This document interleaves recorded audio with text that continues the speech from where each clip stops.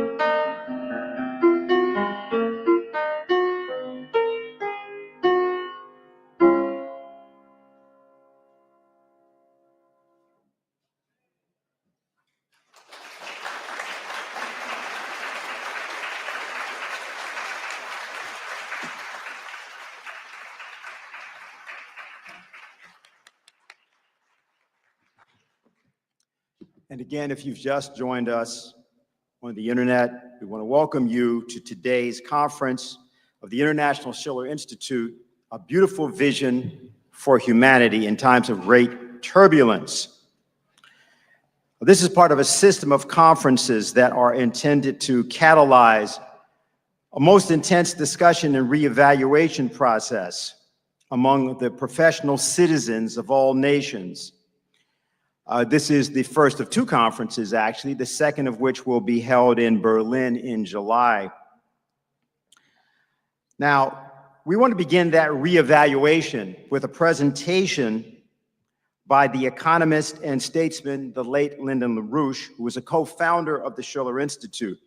Now, this is Memorial Day weekend in the United States, which is designed to be a day of reflection and a day of remembrance for those that fought and died in the various wars of the United States, that the United States would live and prosper.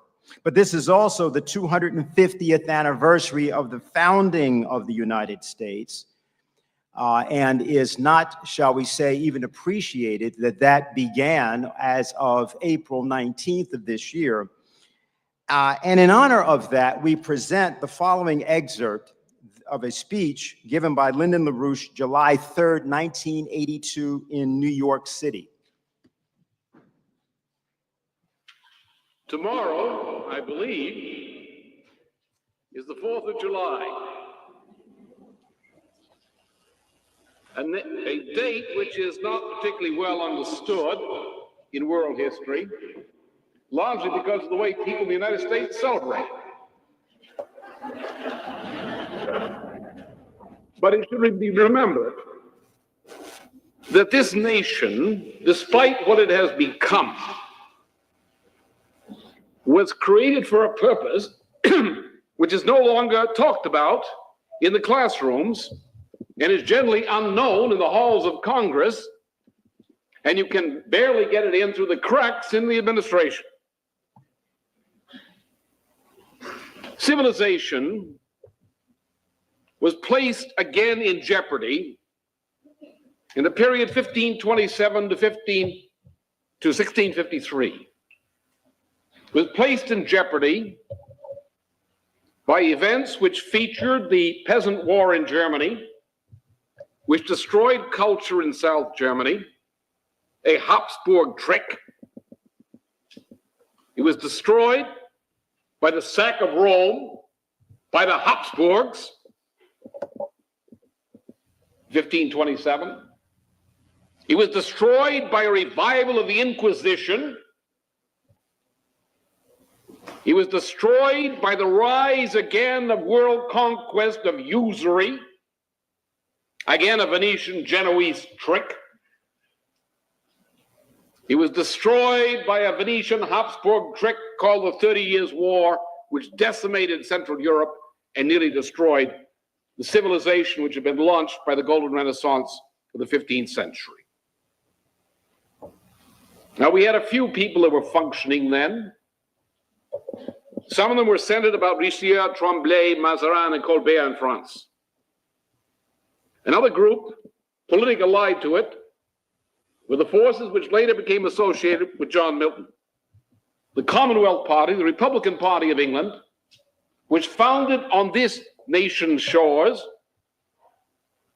the beginnings deliberately of a new republic, recruiting from England and from other parts of Europe the best parishes to create a model republic on these shores, whose purpose was, in the course of its development, to tilt the balance against the forces of Habsburg and the Venetians in the old world. And then one day, in 1766, the leader of a bunch of American conspirators named Benjamin Franklin, who already had an established scientific reputation throughout Europe, went to England, and on the advice of Priestley and others said there's no hope that the American people cannot live under the same government with this bunch of degenerates that the British have become since the 1666 Restoration. That we must plot and conspire to make a new republic which repudiates everything that Britain stands for in law, in morality, in political and economic policy.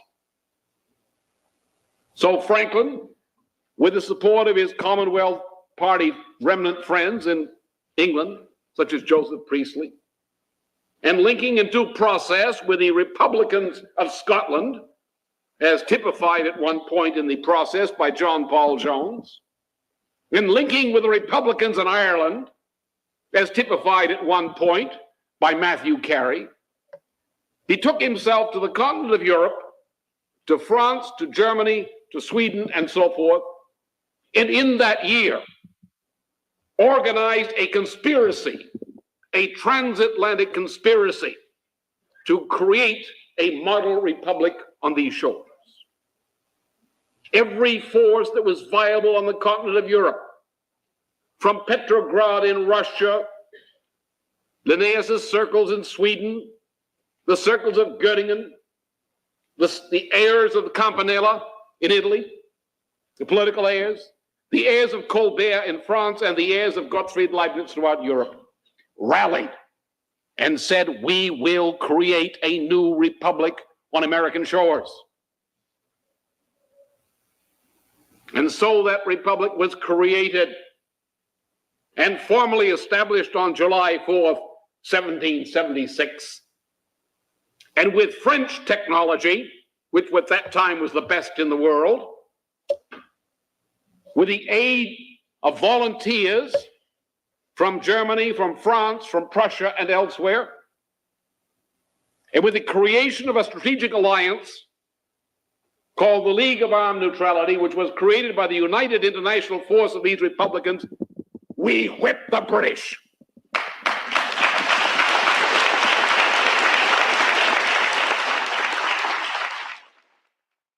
If you're just joining us and you may be wondering where you are in the conference of the International Schiller Institute, a beautiful vision of humanity in times of great turbulence. And you have just heard remarks that were originally made on July 3rd, 1982, by the economist and statesman, the late Lyndon LaRouche, a co-founder of the Schiller Institute. We are committed here today to a process which was begun in 1984 with the founding of the Schiller Institute, to the creation of a new security and development architecture. That process and that organization was the brainchild of the woman that you are about to hear, who has been particularly campaigning in the last 2+ years since the events of 2022 for the urgent convening of conferences and dialogues and forms of organization that get over the various axioms and prejudices that separate us, in order that we might once again have a situation in the world where forces of goodwill work together for the purpose of human development, for a new security and development architecture. It's always my honor and pleasure to introduce the founder and chairwoman of the Schiller Institute, Helga Zepp-LaRouche.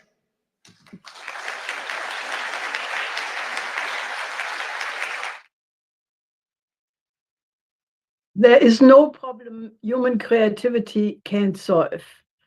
Dear ladies and gentlemen, friends of the Schiller Institute, let me greet all of you in person in the conference and online around the world with this optimistic view about the nature of the human species. We are the creative species, the only one known in the universe so far. But the human mind, as the microcosm of the universe at large, the macrocosm, is demonstrably of an anti-entropic nature. Our creative reason is capable of always finding a solution to any problem on a higher plane, and that is why I'm certain that by mobilizing the best potential of mankind in its entirety, that we will be able to reach a new paradigm in our international relations that will catapult us to a new era in the history of mankind. We will be able to create a world community which will be worthy of the dignity of man and the potential beauty of his soul. One has to say absolutely no to any practical approach to politics and start from that vision. It is obviously true that the present world is in a state of almost complete disarray. We have already come very far in the regression of barbarism by tolerating in Gaza what has been termed, even by former Prime Minister Olmert, close to war crimes, and an ongoing genocide since long by the International Court of Justice and lately even by Joseph Borrell. A toleration which has put a horrible stain on all of humanity and which could lead in the short term to an all-out war in Southwest Asia, which could escalate into a global nuclear war. The recent developments around Ukraine, the war there, have revealed an amazing lineup. The two largest nuclear powers, the presidents of the United States and Russia, are attempting to find a peace agreement to end the war, about which every sane person should be happy. While some Europeans, the so-called coalition of the willing, are trying to sabotage these efforts to prolong the war and have not given up on the goal to enable Ukraine to, quote, win the war, even at a moment when the Ukrainian army and the population cannot sustain this war of attrition any longer, with more than 1 million people dead. Reliable military experts are warning that the military capabilities of the countries of the coalition of the willing are a far cry from being able to confront Russia without US backing. And the European economies are collapsing as a result of a self-inflicted crisis, exorbitant energy prices and green ideology. Everything that was built up in Germany out of the rubble fields from the end of the Second World War is now being dismantled. Journalists and analysts around the world are asking with disbelief, what is going on with Germany and Europe in general? Why are they ruining themselves? They let their Nord Stream pipelines be blown up. They impose sanctions on Russia, which is making the Russian economy grow and ruining their own economy. Germany closes its nuclear plants without having alternative energy sources, and only 80 years after World War II, Germany is militarizing its economy again with a form of credit creation which echoes the MEFO bills of Hjalmar Schacht, just to put the German army close to the Russian border and to send German tanks against Russia again?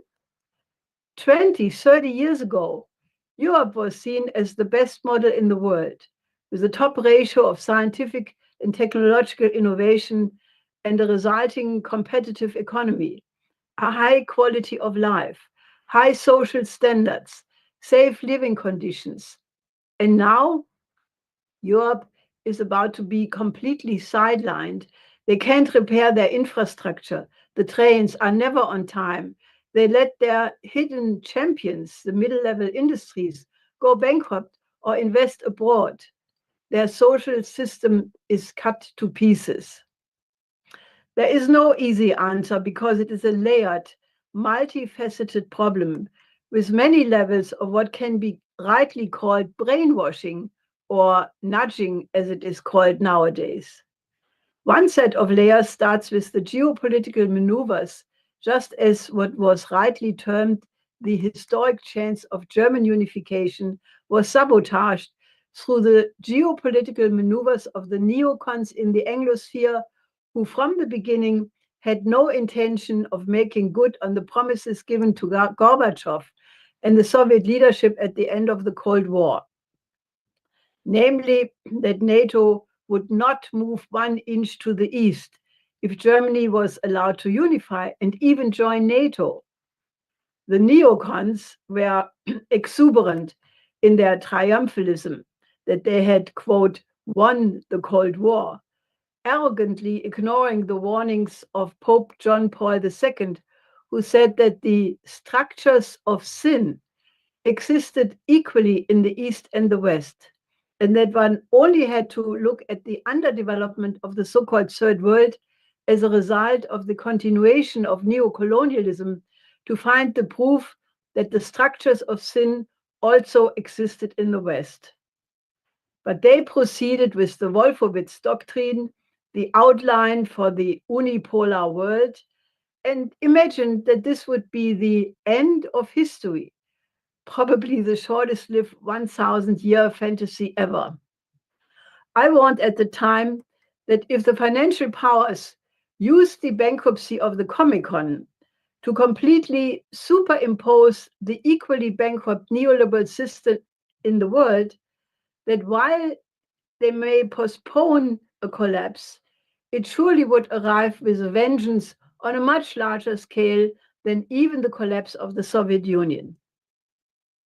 There are dozens and dozens of documents recently released in US, German, British, and French archives and libraries about the countless security insurances against an eastward expansion of NATO given to Gorbachev and Shevardnadze by Baker, Bush Sr., Genscher, Kohl, Gates, Mitterrand, Thatcher, Hurd, Major, and Werner. They also reveal that a membership in NATO for the Central and Eastern European states was rejected by many leading politicians. The basic keynote speech by Foreign Minister Genscher in the Protestant Academy of Tutzing of January 31st, 1990, the so-called Tutzing formula, influenced a whole series of top meetings in the following days, in which Gorbachev agreed to German unification, provided that NATO would not be extended to the east. Genscher stated, "We don't want unity at the expense of third parties. It is up to NATO to declare unmistakably, whatever happens in the Warsaw Pact, an extension of NATO territory to the east that is closer to the borders of the Soviet Union will not happen." This speech has disappeared from the internet and can only be found if you really look in the internet with a research function which is not easily accessible. In a memorandum of February 9th about the discussion between US Secretary of State James Baker and Eduard Shevardnadze, Baker is quoted clearly, "There would, of course, have to be an ironclad guarantee that NATO's jurisdiction or forces would not move eastward."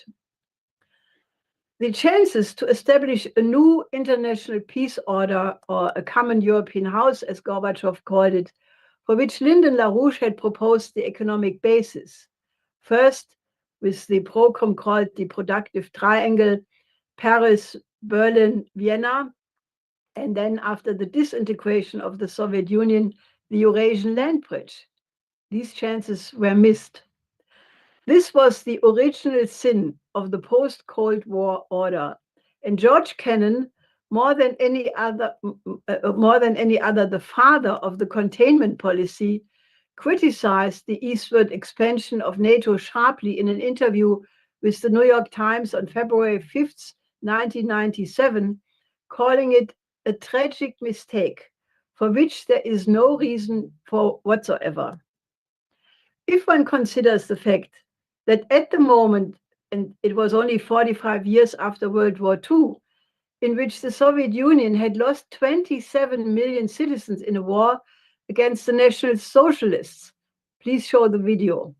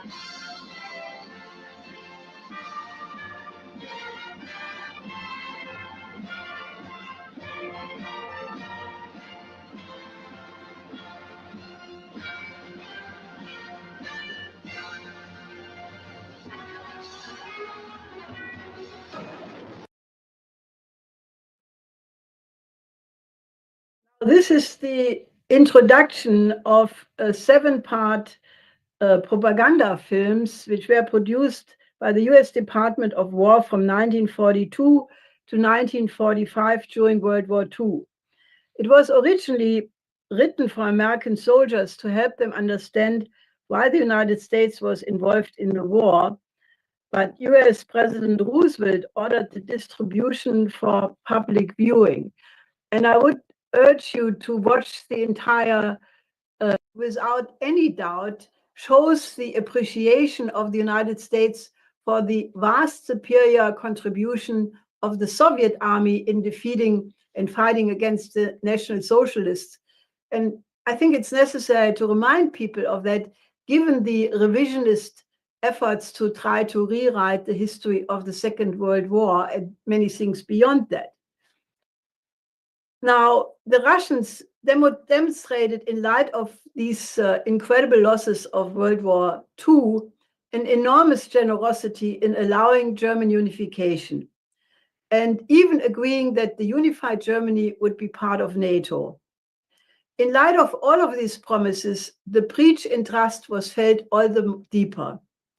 If one then considers that there was also a unilateral cancellation of all arms control agreements by the West, from the ABM, the INF, the Open Sky Treaty, the KSE treaties, and then the admission by Merkel and Hollande that they had only agreed to the Minsk II treaty to gain time for Ukraine to be trained up to a NATO level, one can see clearly that the obligation to fulfill is on the side of the West. One must add the New York Times article of March 29 of this year, based on 300 interviews as part of a 1-year-long investigation, which revealed that the US headquarters of the US Army in Wiesbaden was from spring 22 onward the command center for the war in Ukraine, at a point when Boris Johnson flew to Kiev to sabotage the so-called Istanbul agreement between Putin and Zelensky, giving this way the ultimate proof that this war was not about Ukraine, but it was a proxy war between the United States and NATO on the one side and Russia on the other. It is time now for a sober assessment of these 35 years which have passed, if we want to find a way out. We clearly remember that at the beginning of the war in Ukraine, the mantra from the West, from Biden, Scholz, Macron, von der Leyen, was Ukraine must win, Russia must be ruined, Baerbock. Now, a bit more than 3 years later, it is evident that Ukraine, and therefore NATO, has lost the war. And that loss is just one in a row of many others. Vietnam, Afghanistan, Iraq, Libya. Should one add Syria with a now reformed Al-Qaeda leader as president? And that despite more than 800 military bases in the United States in order to prop up their unipolar order and its dominant position in the world.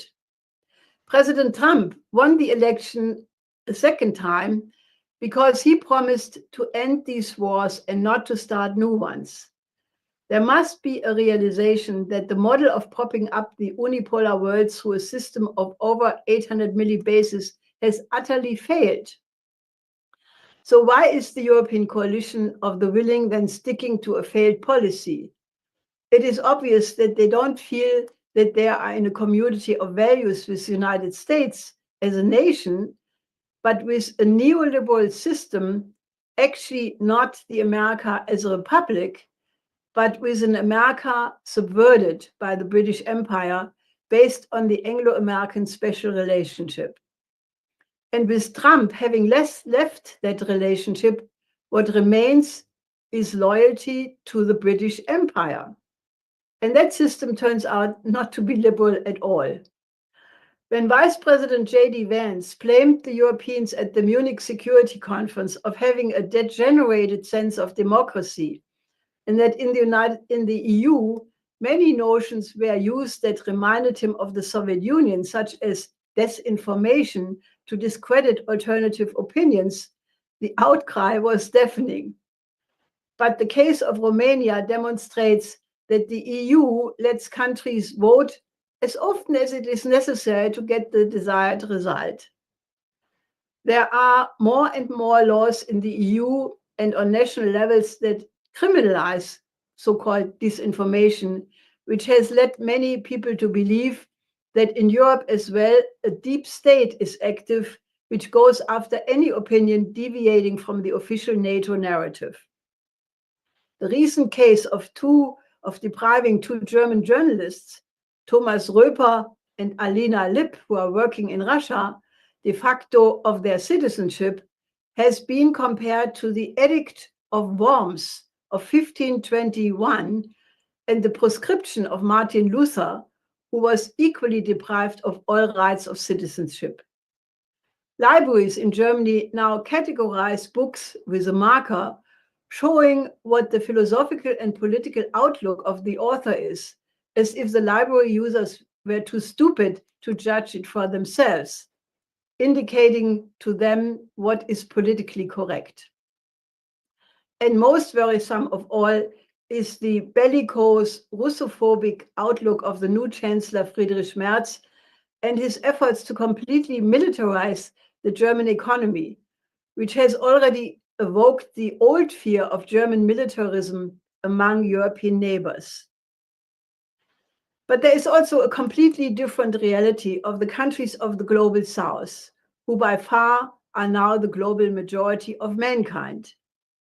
Not only have they refused to accept the NATO narrative about the reasons for the Ukraine war, but they are inspired by the largest economic miracle in history, the one China has accomplished in the last 40 years, lifting 850 million people of its own citizens out of poverty and providing with the Belt and Road Initiative a transmission belt to bring the accomplishments of China to the countries of Africa, Asia, and Latin America.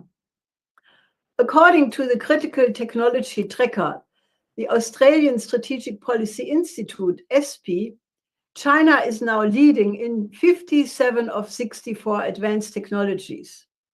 There are literally hundreds of Chinese cities with several million inhabitants each, with enormous modern construction connected through a system of more than 42,000 kilometer fast train connections, figure of 24. A system larger than that of all other countries combined. And these trains are on time.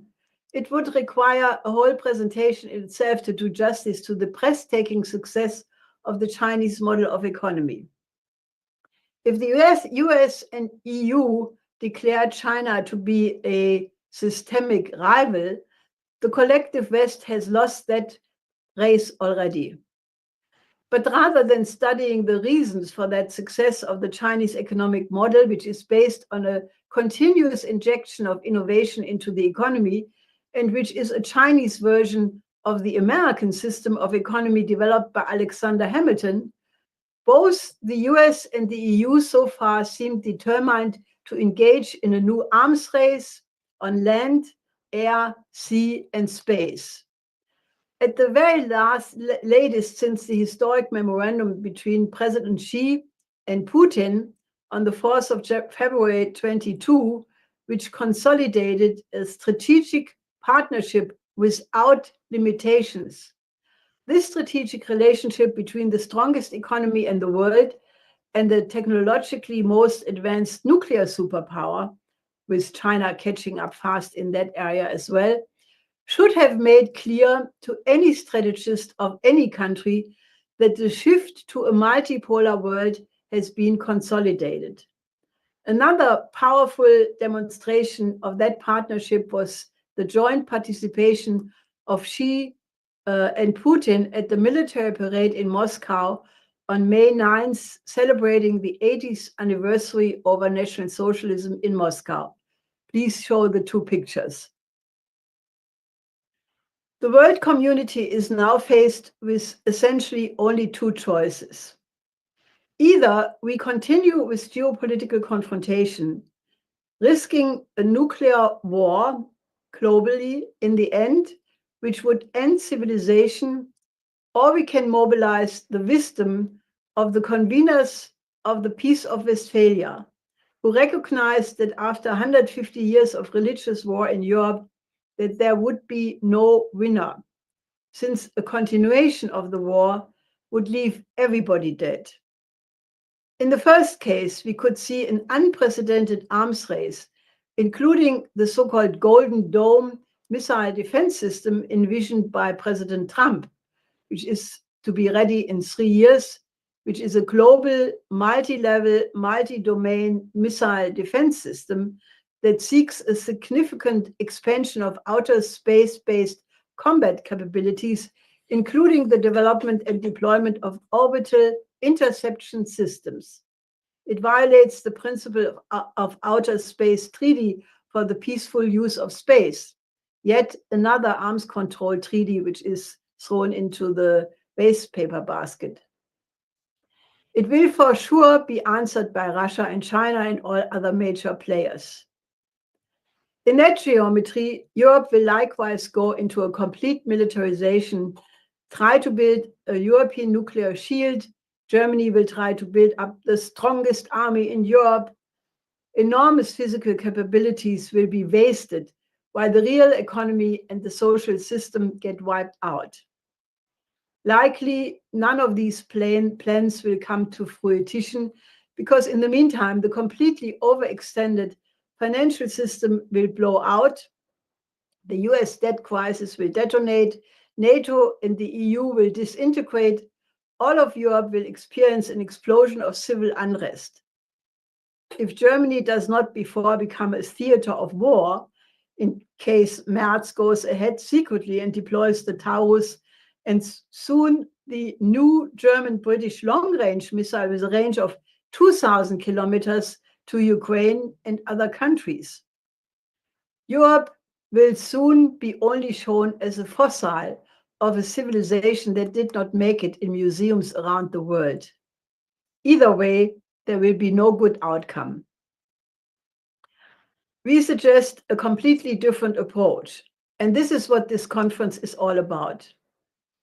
We recognize that we have reached a point in universal history where we need a paradigm shift, more fundamental than the change of axioms from the Middle Ages in Europe to the modern age, which replaced the image of man and conception of the physical universe from a dark age of superstition to the modern idea of the role of science and technology and the perfectibility of the human individual. Today, we have to leave geopolitical ambitions behind and proceed from the notion of the one humanity first, and then put all national interest in cohesion with that superseding concept. We have to apply the idea of Nicolaus of Cusa that harmony in the macrocosm is only possible if all microcosms develop in the best possible way, and if each microcosm or nation regards it as its fundamental interest, the development of all other microcosms and nations, and vice versa.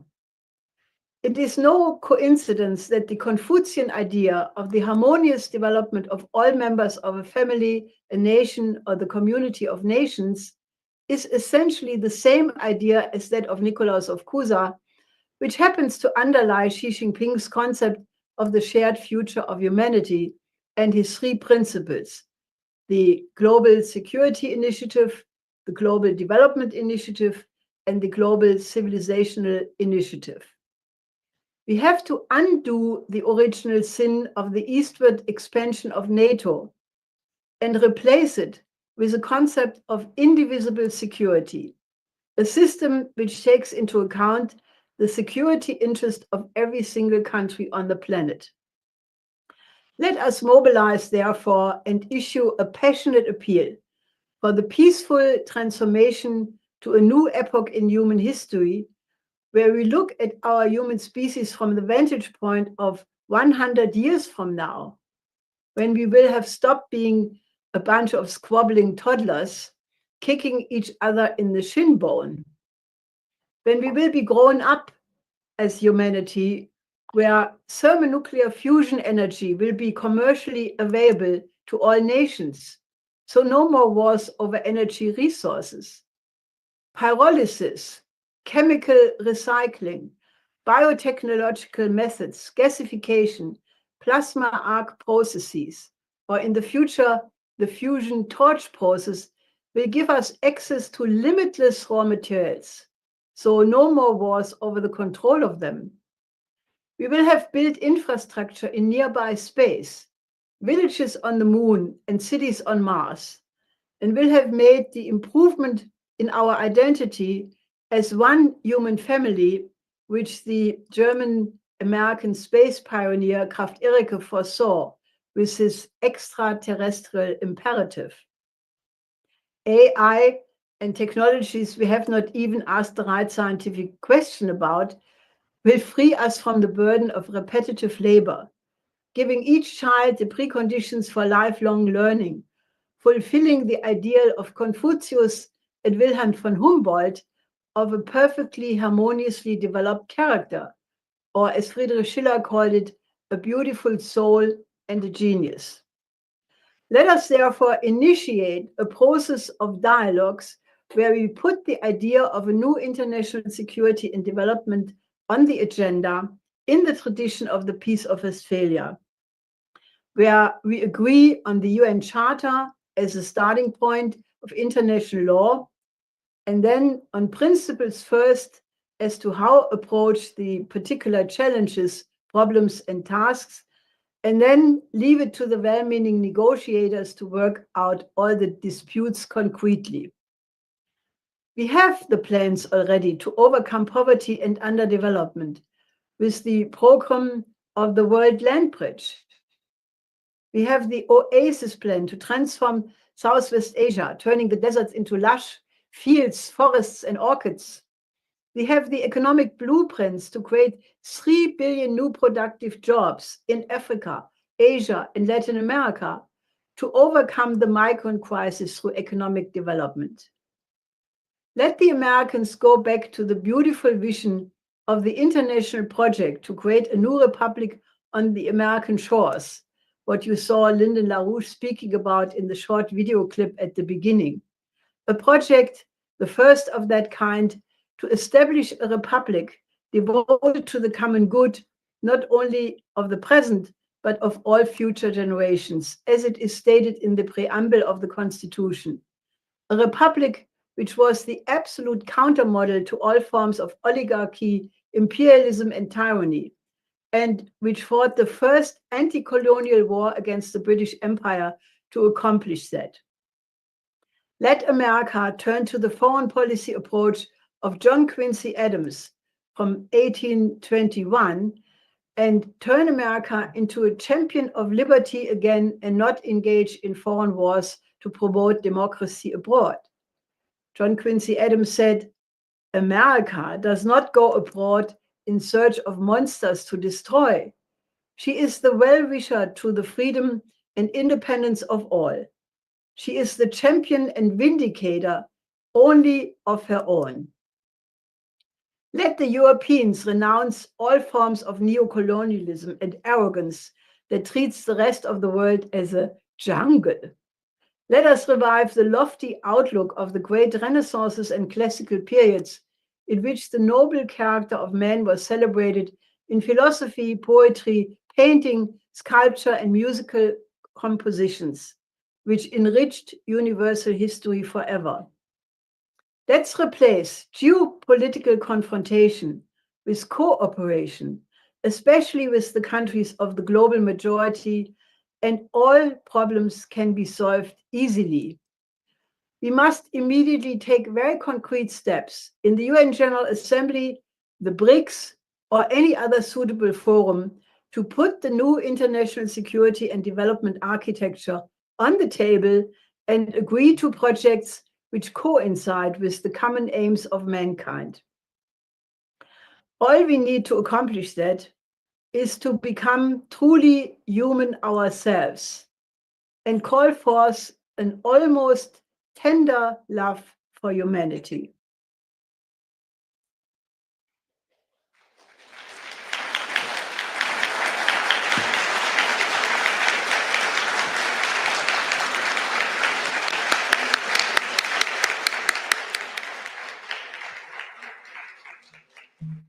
Thank you, Helga. If you are just joining us, we want to welcome you to the International Schiller Institute's conference, A Beautiful Vision for Humanity in Times of Great Turbulence. You have just heard Helga Zepp-LaRouche, founder and chairwoman of the Schiller Institute. Our next speaker hails from the great nation of South Africa, which has fought to try to resurrect the soul of humanity by taking that case, bringing the case before the International Court of Justice with respect to Palestine in the name of truth and reconciliation. If there is going to be a new republic of humanity, it will be led by the actions of such people as Her Excellency Naledi Pandor, former Minister of International Relations and Cooperation, South Africa.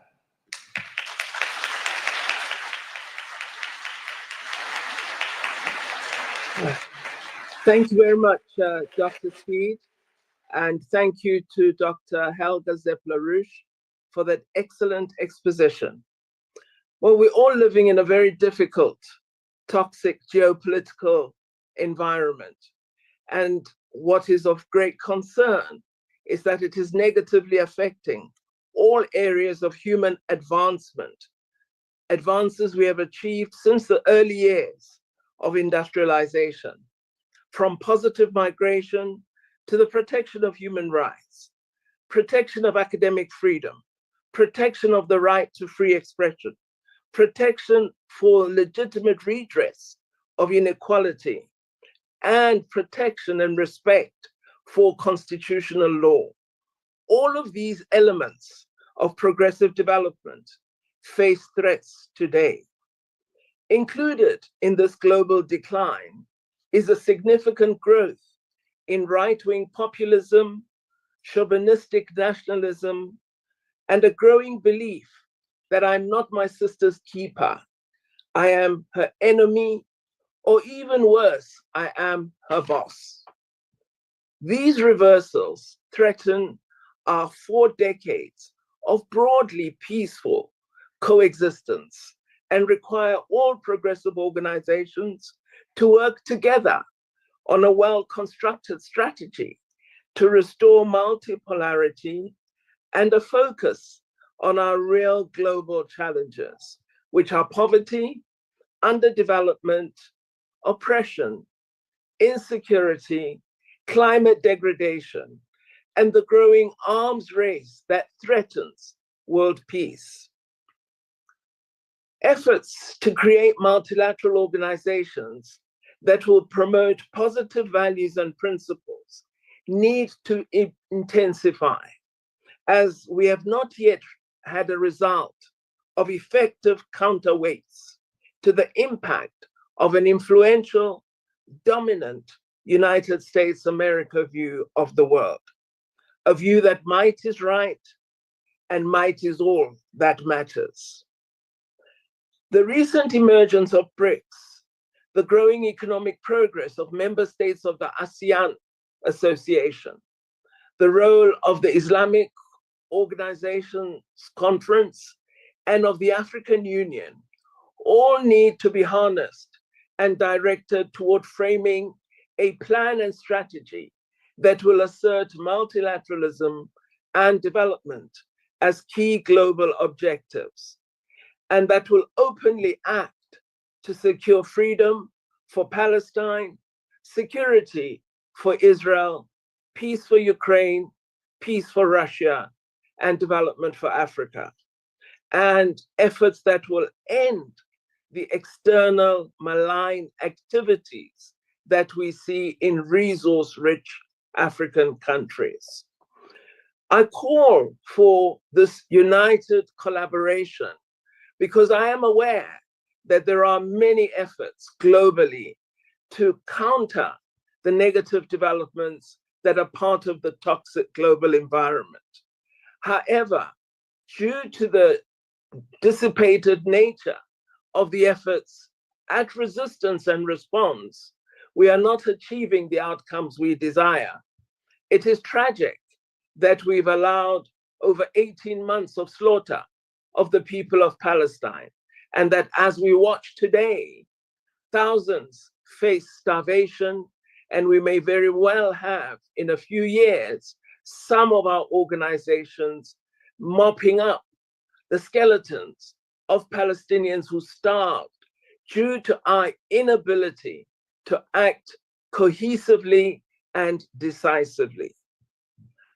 I believe the likelihood of a new world order depends on our open acknowledgement as UN member states that the world is today at a precipice, and that determined, robust action is required to restore sanity and open the space for action that will contribute to a safer world.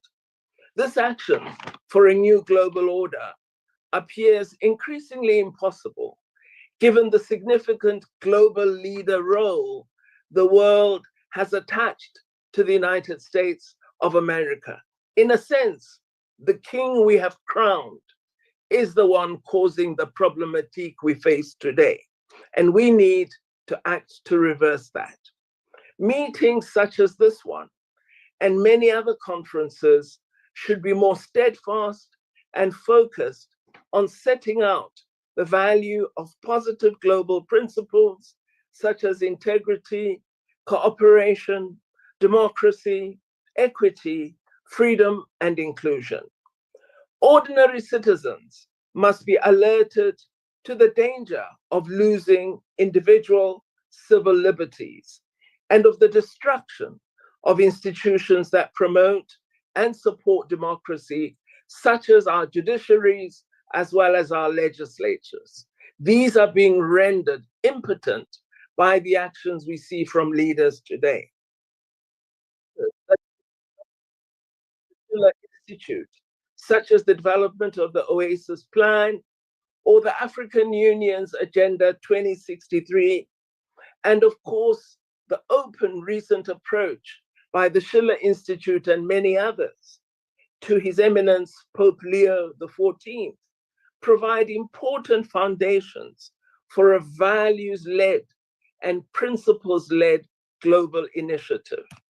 I hope that the Institute, in partnership with many other organs of civil liberty, will continue to focus on drawing increased attention to initiatives such as these and play a critical role in reasserting multipolarity and a new political logic of a caring, rational, global leadership. As has been said before, what we require today is an adult in the room, and we are sorely missing that quality. We perhaps need to turn to the growing importance of BRICS countries and the role that they may play through a keener focus on key global tensions and on opportunities that the growing BRICS membership could play in promoting the role of the United Nations as the premier multilateral body, as well as in ensuring that we do work at the key reforms that are necessary for a more efficient, effective, and impactful United Nations and a Security Council able to execute its role of ensuring peace and security in the globe. We should call for the convening of organizations of the South in particular, as well as the broader non-aligned movement, into a powerful new institution for progressive ideals, sustainable development, peace, and security. There is no merit in us appreciating the population numbers of the BRICS countries or the inherent GDP value that they hold as they come together.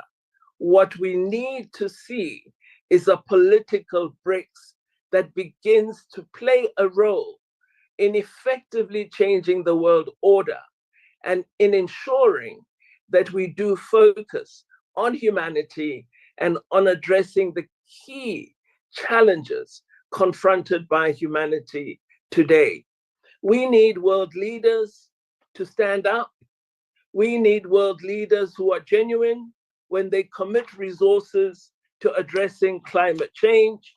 We need world leaders who are genuine when they articulate sustainable development goals, leaders who ensure that financing follows those commitments, leaders who ensure that when they speak of ending nuclear weapons proliferation, they are active in ending such proliferation, leaders who ensure that they do not initiate an arms race as we are seeing today, but end the proliferation of arms throughout the world. We need leaders who will ensure that arms do not get into African countries and initiate civil wars in Africa, initiate ethnic wars, initiate extremism, initiate danger for women and reversal of gender equality. One of the apparent characteristics of the current geopolitical environment is a serious danger of reversal of the achievements women have made in women's equality and empowerment. We see today that the very virulent negative voices are primarily male, and that their message is chauvinistic, it's patriarchal, and it is therefore important that women's organizations play a key role in reversing this trend. We are very, very encouraged that young people have tried to stand up and have begun to have a voice in rejecting the current unipolarity and the dominant world order that seeks to rule over us rather than entrench cooperation and development. So we believe that our strategic challenges relate to development, to world peace, and to a sustainable world. And we think that through the Schiller Institute and several other progressive initiatives, we could begin a march toward creating a new world order that helps to enhance the value of positive principles for the good, the value of the interest of humanity, rather than the driving force of angry individuals who do not seek a positive outcome for the globe. I thank you for your attention, and I wish you well in the conference. Thank you very much.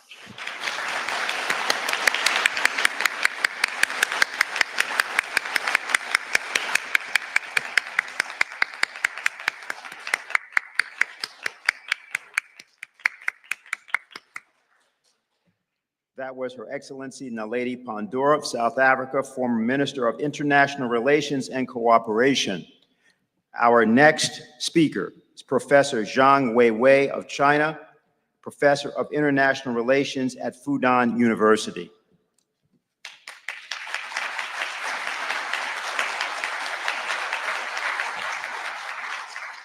Thank you, and thank you, Madame LaRouche, for this kind invitation to speak at this important forum.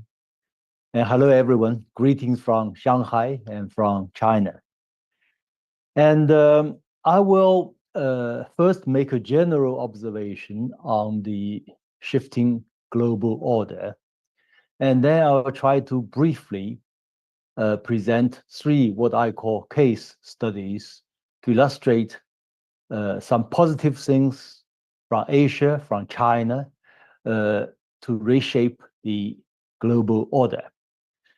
First, concerning this shift from unipolarity to multipolarity. To my mind, this world of multipolarity is already there. If you look at the total GDP of BRIC members vis-a-vis the G7 members, the BRICS are already bigger than G7. So this is already there. But the point is this multipolar world order is still to come. So we all should contribute our bit to create this kind of new order, more just, more democratic, more pro-development, more peaceful, more cooperative order. And that's not easy, but we should try hard. In this regard, I'm thinking of the role of China, Russia, and the United States. If you look at Russia, for instance, its very military operation in Ukraine is very controversial. Yet its declared objective to undermine or overthrow the unipolar world order is widely understood and even supported by many countries, especially in global south. So I call Russia as a revolutionary. China's role is, I would call, a reformer, in the sense that we think that order is, well, we can make use of it for its good part, while at the same time, we try to, minimize its possible defects. So China is a reformer. But China and Russia are common in one objective. We want to create new world order. And we are looking forward, or we are forward looking. United States, during the time of Joe Biden, it was the representative of this unipolarity. It defended that unipolarity. Yet with Donald Trump in power, obviously he feels that this disorder creates too much burden for the United States and hollowing out the US economy and deindustrialization. So United States, if China was a reformer, Russia was revolutionary, United States today is also, I would call, abandoner of that order. But the difference between United States and China and Russia is that it's looking backward. Donald Trump looked to the 19th century, commercialism, and then to the old Yalta system, big power, divide and rule, and the global affairs. This is something we should try to resist. So this is my overall observation on the shift from unipolarity to multipolarity, from old unipolar order to a multipolar, better international order. Now, I try to, at this time of great turbulence, tell you some good news from Asia and from China for this possible new world order. I'll say three cases for your reference. The first is about Asia versus Europe. I remember, I think back in the year 2022 and 2023, Munich Security Conference issued a report describing the world as lose-lose. In all fairness, we should say it's a lose-lose for Europe, in part because of the role played by the United States, by the EU, which unfortunately lost its independence. But in Asia, particularly in China and ASEAN, I call this region, which is obviously win-win for the past 4 decades at least. And this win-win could provide a kind of model, so to speak, for the rest of the world and for EU and the United States. Because this win-win success rests on 3 pillars. The first pillar is development. It's about free trade area, free trade zone, people's livelihood first. Everything, whatever you do, focus on improving people's living standards. So now, this region has experienced, is still experiencing, the world's fastest economic growth. Even for the case of China, it's 5% a year, which is more than 30% of the global growth. In other words, every $100 additional increase in the global economy, 30 from Chinese economy. And the second, political security pillar. China respects ASEAN's neutrality, centrality, ASEAN always the driving seat for different initiatives, such as ASEAN +5, ASEAN +10, ASEAN +3 security dialogues. And China also accepted this ASEAN nuclear-free zone. And then another pillar is civilizational dialogue, which is very important. We emphasize Asian wisdom, Chinese wisdom, ASEAN wisdom, peaceful solution to disputes, strategic patience, 2 steps forward, 1 step backward. Not big deal. We can do that. Strategic patience. So all these have played out. In the end, this region have become a win-win scenario. If we compare this with EU versus United States as a major player, it's almost, for the United States, the famous philosophy of NATO. Keep America in, keep Russia out, keep Germany down. It's not the right way from Asian perspective with regard to this whole region of Europe. European security must take into consideration Russia's legitimate security concerns. So this is my first case. The second case is obviously China's BRI initiative, Belt and Road Initiative. It's already $1 trillion invested, over 5,000 projects across Global South.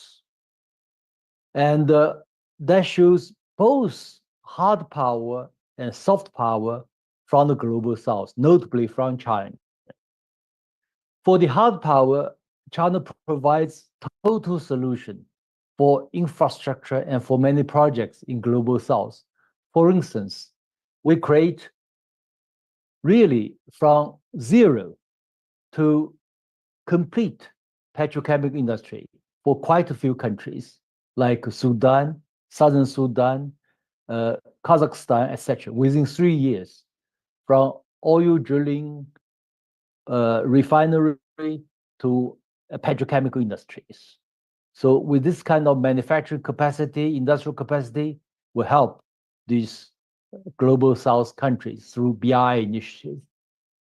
And more importantly, behind this initiative is China's idea. I think it's very good for the new global order to come. It's called the discussing together, building together, benefiting together.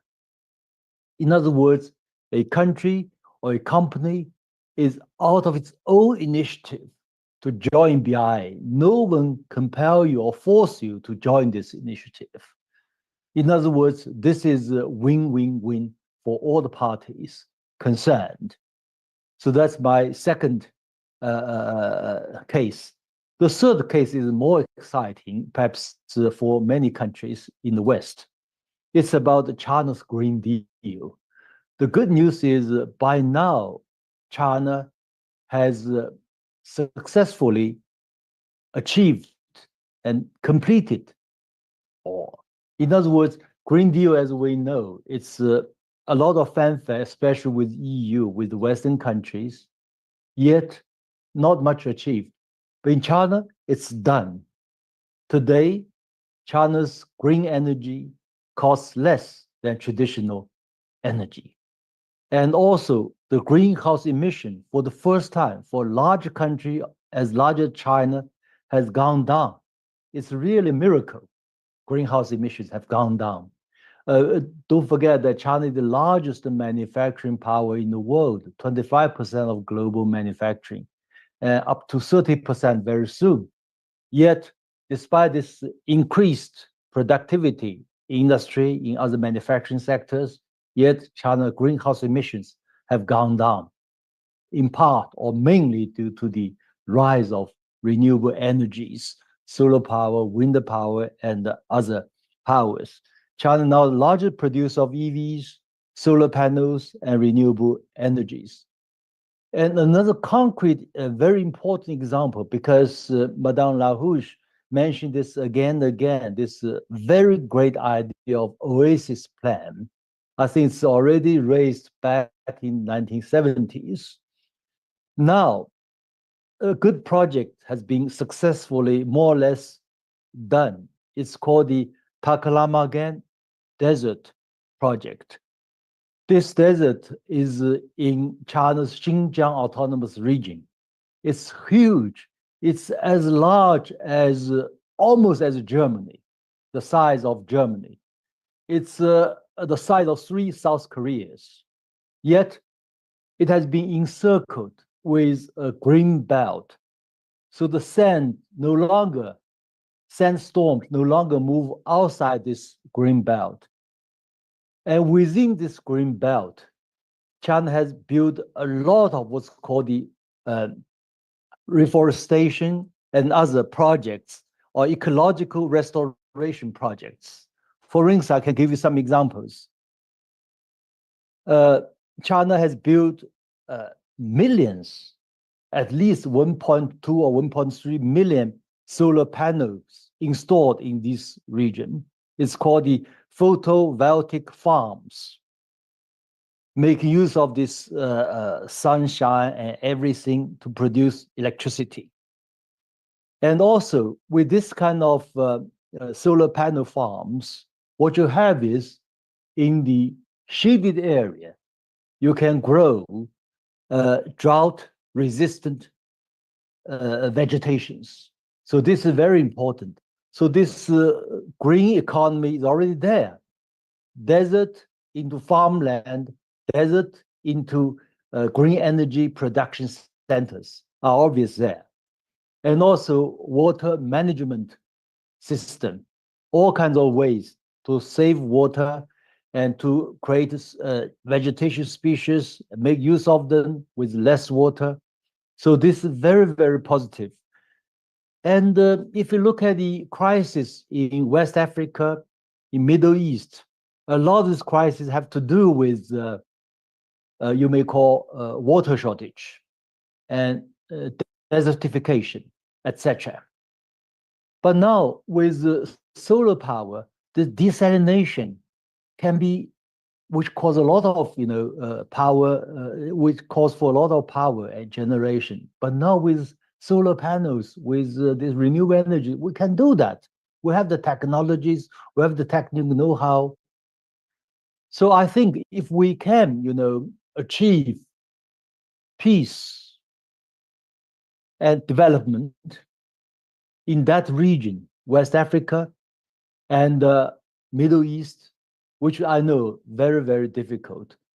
But if we can one day, hopefully earlier, to restore some kind of peace and common object for development, China will at least we have the technical know-how, we have the political will, we have different good practices and technologies to put this this Oasis plan into operation. Of course, the precondition, we have all worked very hard to restore peace in that particular region, especially in the Middle East and in West Africa. Now, Middle East in particular. So this is my brief presentation. I hope to end up my speech with this slightly more positive note for everyone. And thank you very much. Thank you.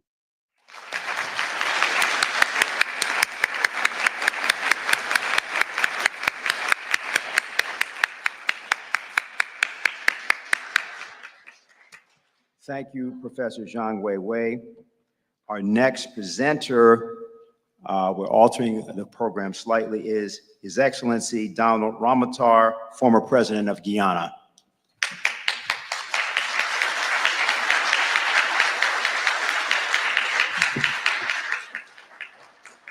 Thank you, Mr. Moderator. Allow me to thank the Schiller Institute for organizing this conference, a conference that I believe is long overdue and something that we should be having much more often. Friends, all, we are meeting at a time when our world is experiencing great convulsions with hundreds of thousands of persons, mainly civilians, having been and are being killed. The situation with Russia-Ukraine has been going on for more than 3 years. This conflict was totally avoidable if Russia's legitimate security concerns were taken into consideration. However, the whole intention was to force Russia into a war with the hope of destroying that state. Recall President Biden's words that he will make Russian ruble rubble. And the whole idea was to destroy it not only militarily, but economically as well. And that was reflected in the amount of sanctions that was placed. And now they don't want to, particularly Europeans, don't want to extricate themselves, since Ukrainians are the ones that are dying for their cause. Recall another senator here, Graham, who said it was good money being spent because American lives were not on the line. We see a war in Sudan waged by two factions of their military after the coup that put an end to the civilian revolution. This has been going on and for some time without any end in sight. Then we have the situation in the Congo, a country so rich in mineral resources, but being ruined by conflicts due to greed and outright instigation from outside, people eager to get their hands on that country's bountiful resources. However, colleagues, nothing has exposed the inhumanity of the international socio-economic system that dominates our world as the genocide in Gaza and on the West Bank of the Jordan of the Palestinian people. The slaughter of so many innocent civilians, children, women, and elderly. In short, no one is being spared in that unfortunate country. This carnage is being carried out by an apartheid fascist regime in Israel. However, it would not have been possible without the military, economic, and political support of the Western countries, most of them in the NATO states. At the root of the crisis in our world is the desperate attempt of the main imperialist states, all included in NATO, to continue their dominance over the rest of the world's peoples, to perpetuate their exploitation and national oppression of our world. This is an all-out assault on the maintenance of to maintain the colonial system in a changed international condition. Most important, it is an effort to save an outdated socio-economic system that has outlived its usefulness. The system where profit is more important than human lives. The neo-colonial system imposed on the global South is increasing the degree of exploitation of most of the former colonies, probably even more than when we were colonies. This is accomplished because the inequality that exists has never been so great as it is today. The Oxfam report found that between 2020 and 2023, the wealth of the 5 billionaires, the richest billionaires, rose from 340 billion to 860 billion, while the wealth of almost 5 billion people have stagnated or even declined in many ways. This is accomplished, the exploitation of the third world and global south is accomplished by the unequal international relations under which we operate. Institutions such as the World Bank, the IMF, the World Trade Organization, among others, are fully under the control of the NATO states.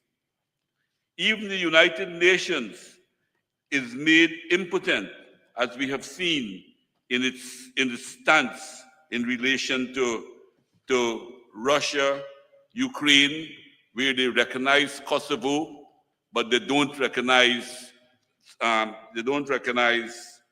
the Crimea situation there.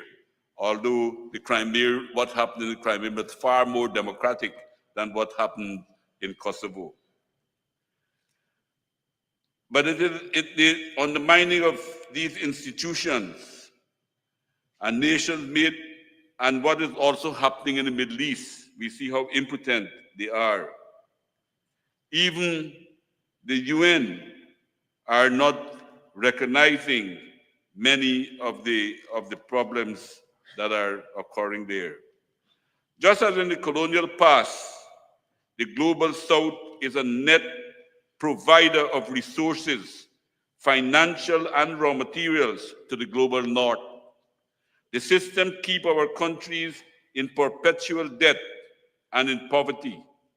At the end of 2023, low and middle income countries had a debt of US $8.8 trillion. That represents an increase of some $206 billion from the previous year. In the same year, developing countries paid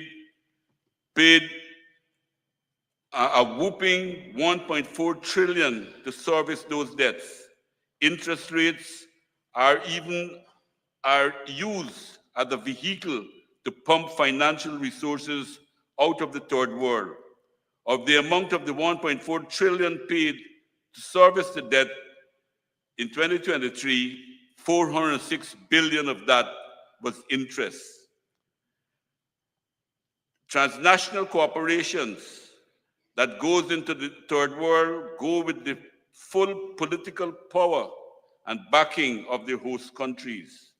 The state in developed countries are used by the transnational groups to extract conditions which benefit the global north. Thus, they get tax exemptions and other favorable, so-called favorable conditions. The developing countries continue to be the providers of raw materials and an importer of finished products. While the price of raw materials that are extracted from the third world goes down, the price for manufactured goods that are imported in those countries continue to increase. And it takes more and more products from the third world, raw materials, to buy the products from the developed north. A relatively new form of exploitation is the provision of managerial services and other consultancies. Transnational corporations use this method to extract maximum from our states. When poor countries resist, political pressures are applied and even regime change is put on the agenda.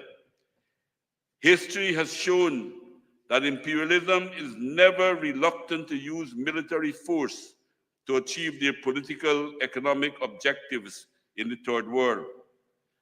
Commenting on numerous interventions by the United States Marine on behalf of the ruling class, Major General Smedley F. Butler, way back in 1935, writing in a paper called The Common Sense, in November of 1935, wrote the following: I spent 33 years and 4 months in active service as a member of our country's most agile military force, the Marine Corps.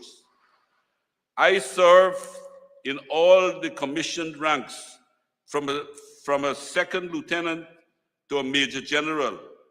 And during that period, I spent most of my time being a high-class muscleman for big business.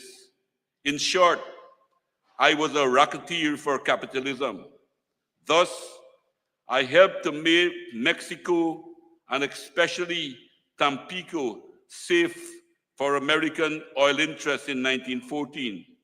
I helped to make Haiti and Cuba a decent place for national city bank boys to collect revenues in. I helped to purify Nicaragua for international banking of Brown Brothers in 1909 to 1912. I brought light to the Dominican Republic for the American sugar interests in 1916. I helped to make Honduras right for American fruit companies in 1923. In China, in 1937, I helped to see to it that Standard Oil went its way unmolested. During those years, I had, as the boys in the back room would say, a swell racket. I was rewarded with honors, medals, promotions. Looking back at it, I feel I might have given Al Capone a few hints. The best he could do was to operate his racket in 3 city districts. We Marines, we operated in 3 continents. This was way back in 1935, before the United States became the most powerful imperialist state in the world. And that was long before the wars in Vietnam, in Iraq, and all that occurred afterwards. But this attack is not only confined to the Third World. The working people of the developed North have witnessed a continuous decline in their living standards. This process has been accelerated since the Soviet Union dissolved itself. That allowed the ruling class in the developed countries to dismantle the welfare state and to reverse many of the gains of the working people. Today we hear the cry that the majority of working people live from paycheck to paycheck, and the economy is sometimes being driven by the debt that the working people got to repay. Working people at all find themselves in total debt. The system has led to the pauperization of the working people in many ways. However, comrade, all is not lost. There are some countries that refuse to accept dictation from the West and are working to break those chains. This group began slowly, but now have acquired some prominence. I'm speaking about the BRICS nation. It is offering an alternative path to progress. China is promoting a new philosophy in international economic relations. It has shown that relations can be and should be mutually beneficial to all involved. It's the win-win approach that we just heard about. What has emerged in recent years is 2 very different approaches to international relations. On the one hand, one that is looking to continue domination by force, and on the other, one that wants to promote prosperity by mutual cooperation and better relation. All of that we are seeing. This approach is what we're hoping will win out in the end. But these approaches, particularly China's successes, has created new sets of problems. The US and its allies are seeing the attraction of China to the developing world, it has also become deeply worried and afraid of its positions, as a number of very powerful world positions are being lost by China's attraction. That is the main reason for its hostility to China. It sees as one of its most important tasks is to retard and eventually reverse China's progress. To accomplish this, it is using everything in its disposal. The mainstream media launches attack, speaking about a debt trap. But when you examine the debt that the third world has to China, it's a mere fraction of what it has for the Western world. Dear colleagues, I would like to suggest to you some of areas that we should focus on and build activities around. In the first place, we should encourage more enlightened positions as it relates to international relations. At the moment, we accept that each country has its own national interests, and therefore it pursues them in its relations with other countries. While national interests would always be there, I wish to urge more discussions on this topic. At a time when nuclear weapons are in possession of many countries, we should hold as supreme the safety of our world. The whole is always more important than any of its parts. In today's world, I submit that the interests of the global humanity as a whole is more important than any country's national interests. Logically, therefore, we must renew the campaign for the abolition of nuclear weapons. We must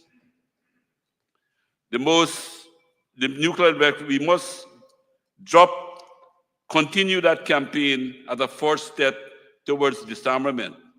The second concern is the disorganized and dispersal of the world's democratic peace-loving forces that has resulted in us being not focusing on the most important issues of the working people. And we should try to focus more on how to organize working people to bring about positive changes in our time. Failure to achieve this creates a vacuum that is being filled by right-wing forces and even by fascist forces, as we see in many countries around the world. The United Nations has to be very effective in dealing with several global issues. At the moment, it is hamstrung as it relates to genocide taking place in the Gaza. We think that the UN needs to look at reform so that it should not be crippled by the interests of one and two countries at the cost of so many hundreds of thousands of lives. It is disgraceful to see that the US sanctioning the chief prosecutor of the International Criminal Court because he is suggesting that Benjamin Netanyahu, the chief of the genocide, should be charged and a warrant should be issued for him. In conclusion,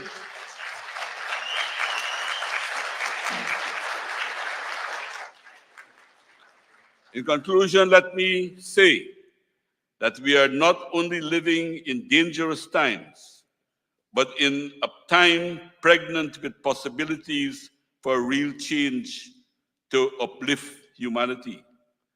Let us be the midwives for positive change in our world. Thank you for your attention.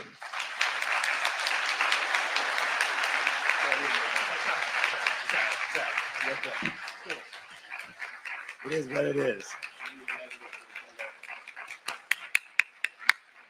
Thank you, President Ramotar. And our next speaker is Ambassador Jack Matlock of the United States, former U.S. Ambassador to the Soviet Union, 1987 to 1991. The opportunity to address this group. And so many things have been discussed that I would simply like to address some of the causes for the attitudes and the situation we find in the world today. One thing I think we should recognize is we can always say that we should have a better or a different government. But at the present time, we must operate with those governments that we have. That's the first thing. Second, I don't think it is a good idea to blame all the problems on, you might say, one side. I think that loses the full complexity of what has happened. Now, what I would like to address is my own experience in ending the Cold War and to indicate some of the mistakes that I thought have made since then. And when we ended the Cold War, we did it not by a victory over the Soviet Union.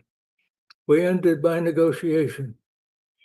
And the Cold War, although there were regional conflicts from throughout, most of them started not by the two sides, but started locally. That's one thing we need to recognize. Much of the conflict has arisen from local circumstances. It has been exacerbated by the interference of others. But let's not forget that it was not the United States or the Soviet Union or China that created these problems to begin with, those during the Cold War. But the problem is that our people tended to look at the end of the Cold War and the breakup of the Soviet Union as the same thing. It was not. The Cold War ended well before the breakup of the Soviet Union, and the Soviet Union broke up not because of external pressure, but because of internal problems.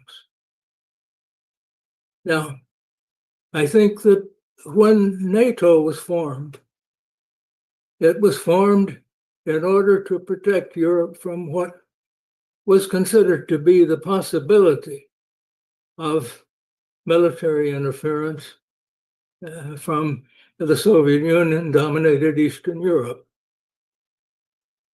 And let's make no mistake, the Soviet Union did dominate Eastern Europe and forced upon them very undemocratic regimes that theoretically were socialist, but in fact were not. And this is one of the problems we have when we simply speak in these general terms. Socialism is good, capitalism is bad, or something like that. None of us have a system which is, you might say, pure one or the other. Politics is much more complicated and advanced. So what should we have done when the Soviet Union broke up?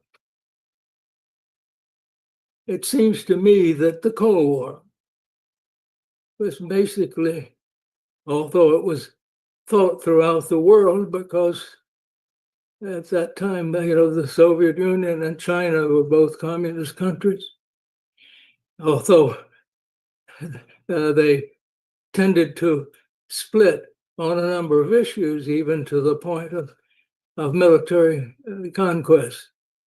So one idea that we had then was that the Soviet Union thought that it was its duty to defend the system, what they call socialism. Actually, they only respected countries that they dominated, and it really wasn't a case of socialism whatsoever. But I think what happened at the end of the Cold War was that instead of the United States leading European countries to bury their differences of the past, just as we had done after World War II, when we insisted that France and Germany bury the hatchet and start cooperating. And that was a condition for our support in Europe. But instead, by the end of the 1990s, the United States was at the instigation of Eastern Europe, and not beginning in the United States, began to expand NATO. Now, I think it should be understood this was not basically a case of the United States trying to dominate the world. Yes, we thought we had a role there, but that was a response to requests from Eastern Europe, who felt that since they had been dominated by Russia in the past, they might have a problem in the future. The problem with that was that when we started expanding NATO, what had been a defensive alliance suddenly became a potential offensive alliance. A second point I want to make is that it was not so much the expansion of NATO and the protection of Article 5, which, by the way, does not say that the United States will go to war to protect another country. What it says is if there is an attack on a member, we will consider an attack on all and we'll consider how we deal with it. Could be dealt with in ways other than by going to war. But that's much misunderstood. What was really sensitive was putting foreign military bases in these countries. And that began with bases in Romania and Poland. These were missiles that were supposedly be defensive, but there were systems that could easily be converted to offensive. Then at the same time, so Russia was left out of the security structure in Europe, even though Russia, the leader of Russia, had been the person who was most responsible for breaking up the Soviet Union. After all, Boris Yeltsin. And so when people talk about, well, Russia is always a problem, Russia is always imperialistic, this is just nonsense. I think it is wrong to characterize an entire country and its people in superficial ways. And the United States has not always been imperialistic. In fact, you've usually opted against it. But our foreign policy, like that of most other countries, is full of many, many different tendencies. And sometimes it'll be cooperative and sometimes it will not. But it is driven, as in every other country, by domestic politics. Let's not forget that. So, where are we now?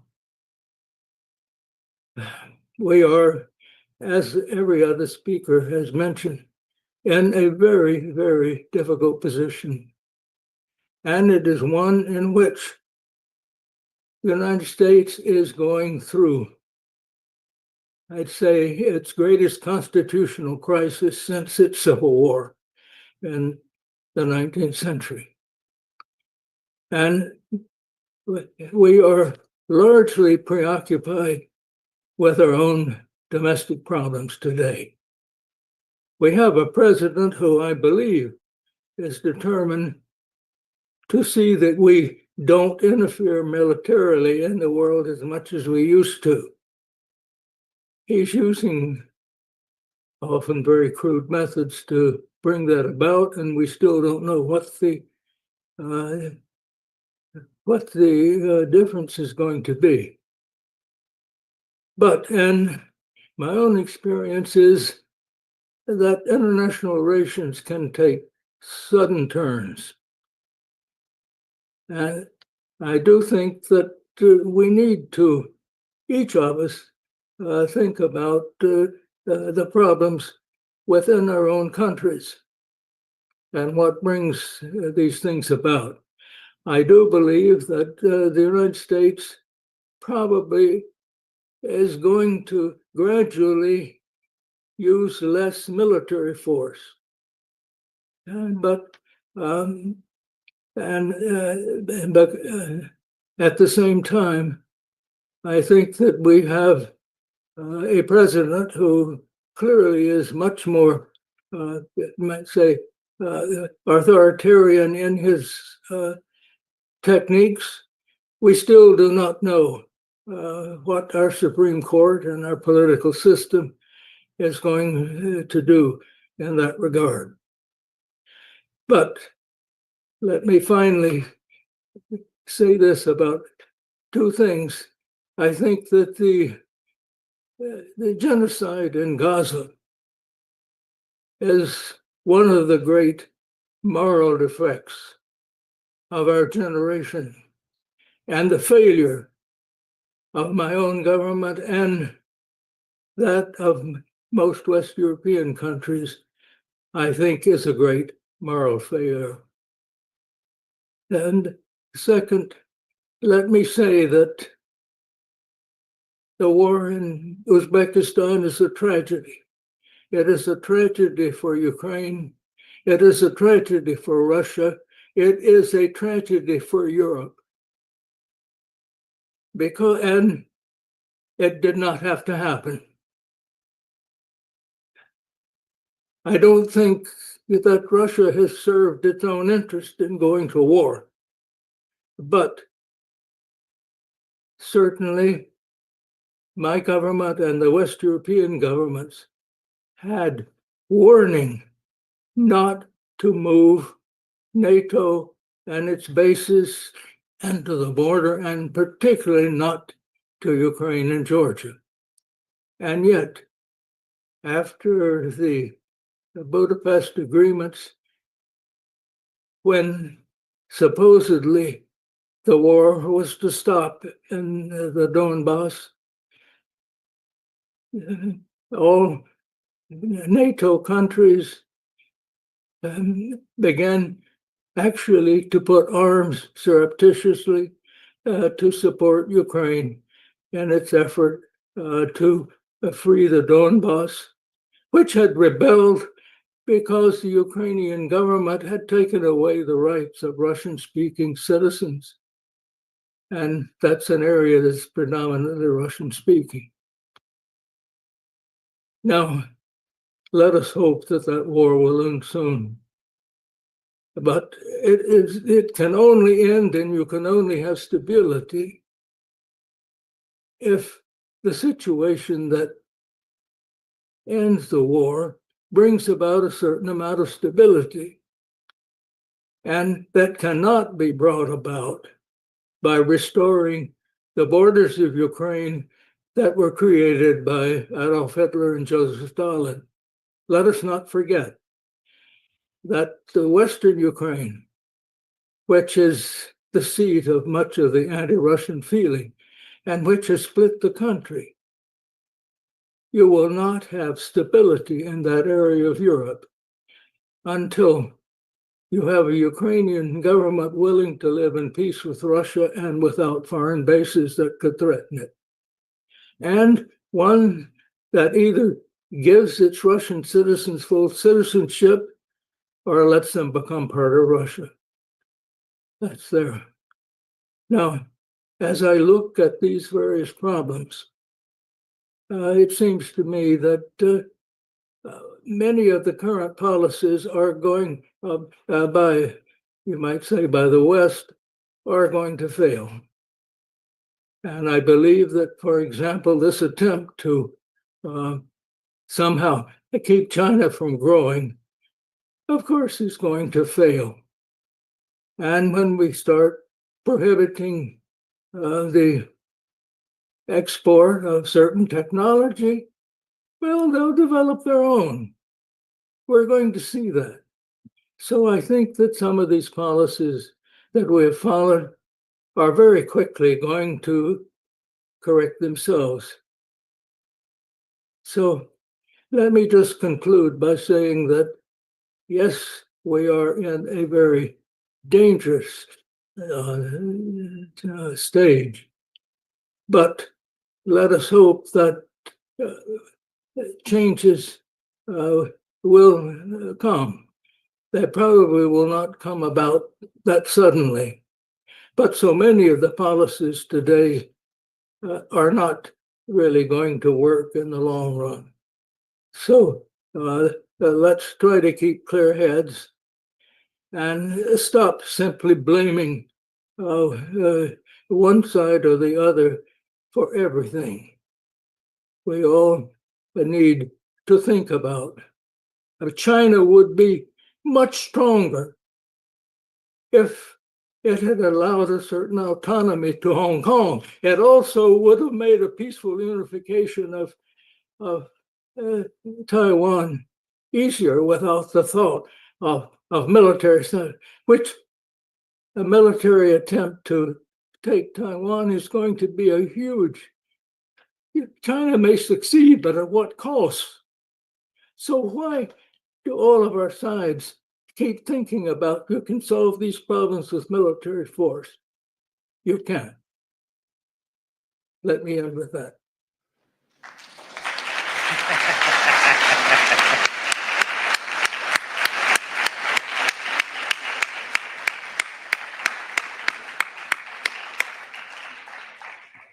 That was Ambassador Jack Matlock, former United States ambassador to the Soviet Union, 1987 to 1991.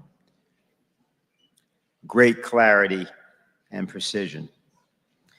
Next, we have Ambassador Chaz Freeman, former U.S. Assistant Secretary of Defense for International Security Affairs, 1993 to 1994. Thank you, Mr. Speed. Thank you, Helga Zepp-LaRouche. It's an honor to join this conference. It's a challenge to follow such intelligent and eloquent speakers, and I will be brief. In the West, this is a time of forever wars. Forever wars have no defined or achievable objectives. Therefore, they include no plan for their termination or the reconciliation of the parties to them to their results. In forever wars, what passes for strategy is the fantasy that the will of the enemy will somehow evaporate, leading to its unconditional surrender. But we will win, they will lose, is a pipe dream, not a program. Even wars of attrition need steadfast purposes that both sides can eventually, reluctantly agree to. In the West, this is an era of fantasy foreign policy. In it, governments and media oligopolies use addictive modern technologies to dictate fictional versions of trends and events. This century has shown that determined propagandists can now fool most of the people most of the time. But reality exists whether people believe in it or not. Policies built on delusions cannot overcome it. What has been lost on the ground can be denied at pep rallies, but it cannot be recovered at the negotiating table. The war in Ukraine has not weakened and isolated Russia, far from it, but it has devastated and depopulated Ukraine. Ukraine's ambition to ban the language and culture of its Russian and other minorities and to quell their resistance to forcible assimilation has failed. The war has put paid to the West's efforts to incorporate Ukraine into an alliance hostile to Russia. Europe's need for post-Cold War security architecture to make it whole and free remains unfulfilled. Peace is the restrained tolerance of a post-war status quo by those with the capacity to alter it by violence. The West is without any plan for peace. And rather than a Europe whole and free, the Ukraine war has produced a Europe divided and in the process of abandoning free speech and liberal democracy. Those who are in the process of losing wars can be forgiven for dreaming of ceasefires, but not for failing to recognize that they cannot impose a ceasefire on an advancing enemy, nor can they credibly issue ultimatums. An enemy that is unbowed will predictably insist on terms that serve its interests and the war aims it has set for itself. As the Roman statesman Seneca observed, it's expedient for the victor to wish for peace, but for the vanquished, it is necessary. To imagine otherwise is to compound disaster. Ukraine is not vanquished, but it is being broken. If there is no peace, it risks further dismemberment as well as suffering and the possible loss of its access to the sea. Any negotiating position that ignores realities because they are unpalatable is bound to fail. A triumphant enemy has a veto over what is possible. Basing peace talks on the attribution to Russia of nefarious objectives it has never professed guarantees impasse. The West needs to get a grip on reality and cure itself of fears of Russian plans to conquer Europe, for which there is no evidence. In 3 years of warfare, Russia has not conquered Ukraine. Both its ambitions and its capabilities fall well short of Europe's hallucinatory view of them. Over 3 decades, Russia consistently asked how to construct a peaceful order in Europe. The West's adamant refusal to address the issues of concern to Russia finally provoked it to go to war. One of Russia's questions has found a costly answer in that war. The West now has no choice but to address those questions that remain. Russian speakers in Lugansk, Donetsk, Zaporizhia, and Kherson are now under Russian protection. They will not accept subjugation by Ukraine, and Russia will not ask them to do so. But the other questions that sparked the war have not changed.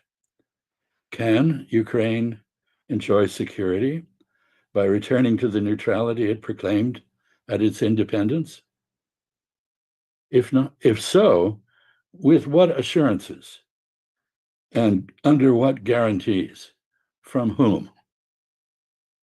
Can Europe, including Russia, replace division and confrontation with unity and diversity and cooperation among all its states? What framework can be agreed to enable this. If Americans and Europeans do not at last address these questions forthrightly, along with Russians, there will be no peace in Europe, in Ukraine, or with Russia.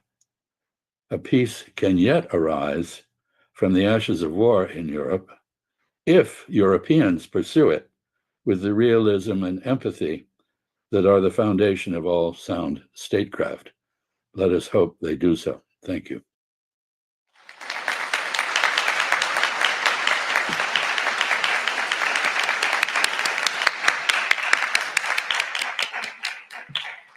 Thank you very much, Ambassador Chas Freeman. Our next speaker is Scott Ritter, former U.S. Marine Corps and former UN Weapons Inspector. Tell us. They may not like it after. Thank you very much for the warm welcome. It's an honor and a privilege to be here to speak with you. Thank you, Helga LaRouche, for inviting me. You may regret it when I finish speaking. You know, it's interesting. I'm following the lead of so many distinguished speakers. Former president, former foreign minister of South Africa, Chinese academic of note. Chas Freeman was the U.S. ambassador to Saudi Arabia when I served in the Gulf War under Norman Schwarzkopf. And Jack Matlock, I met him in the summer of 1989 when he came to Votkinsk to open up the housing area of the U.S. inspectors outside of a Soviet ballistic missile factory where we were implementing the Intermediate Nuclear Forces Treaty. And I have to chuckle because when I knew Ambassador Freeman and Ambassador Matlock, they were ambassadors. And I was just a lowly, freshly minted captain in the United States Marine Corps. The United States Marine Corps, which I want to remind you, I wasn't going to say this, but I am. Yeah, we were, Smedley Butler's 100% correct. We were the tools. We were the tools of big business. We were the tools of big business. We were not big business. Those same Marines that carried out the acts which Smedley Butler and you rightly point out as being nefarious in nature were also the Marines that stood the ground at Biela Wood in 1918 and got the title Devil Dog because they beat the Germans on the battlefield because of their dedication and their heroism and their commitment to excellence. These were the same Marines that stood the ground in Guadalcanal, beating back the Imperial Japanese forces, that waded through the waters at Tarawa, that raised the flag on Iwo Jima. We honor them for that because we deem that to have been honorable. Well, I'll just say this, war is hell, war is never honorable, but don't blame the Marines. We send in the Marines to solve problems. We probably should pick better leaders so that the problems we send the Marines to solve are problems that are worthy of the sacrifice that is made to accomplishment. In a couple days, we'll be having Memorial Day, and we will lower our heads and say prayers in gratitude to the men and women who have given their lives, given their all in defense of this wonderful country. But many of those men and women died in conflicts that we rightfully condemn. We speak ill of Vietnam because it was, after all, a war that we probably shouldn't have been involved in. No, I'll say we shouldn't have been involved in. But that doesn't denigrate the courage of the Marine who took back Hue City. He wasn't there because of geopolitics. He was there because of a Marine to his left and his right, because he's given an order to close with and destroy the enemy through firepower and maneuver. And he did so with a dedication that many will never understand. So yeah, I won't sit here in silence as the Marine Corps is denigrated. Don't blame the tool, blame the operator of the tool. And so now we'll get on to what I really wanted to talk about. And we'll start off with the color of my suit. You might laugh about that, but my wife, when I was picking out my clothing, said, Scott, you should wear a blue suit. It's very dignified. But I was reading Twitter that day and I was being attacked vociferously as a tool of colonialism and neocolonialism. So why the hell not wear a white linen suit? Because there ain't no better symbol of neocolonialism than a white linen suit. So for all you haters out there, this is for you, baby. You know, but when we speak of what Helga talked about at the beginning, she wanted to have an emphasis on dialogue, on talking, how to work things out. Diplomacy, we may call it. Now, for many of us, we've looked at the distinguished people that have come up here, and they're the ones. Foreign ministers, presidents, ambassadors, they do diplomacy, they do dialogue, and we oftentimes yield to them and say, it's up to you to accomplish this very difficult task. And I say, no, it's up to us. We, the people. We are the ones responsible for carrying out the dialogue. And I say this from intimate personal experience. You know, I didn't create the SS-20 missile. That was a Soviet construct. But when they deployed the SS-20 missile in the 1970s, they disrupted European peace and security to the extent that the United States had no choice but to develop its own intermediate range missiles to deploy as a counter. And this led to an arms race that destabilized all of Europe and put the world on the cusp of a thermonuclear exchange.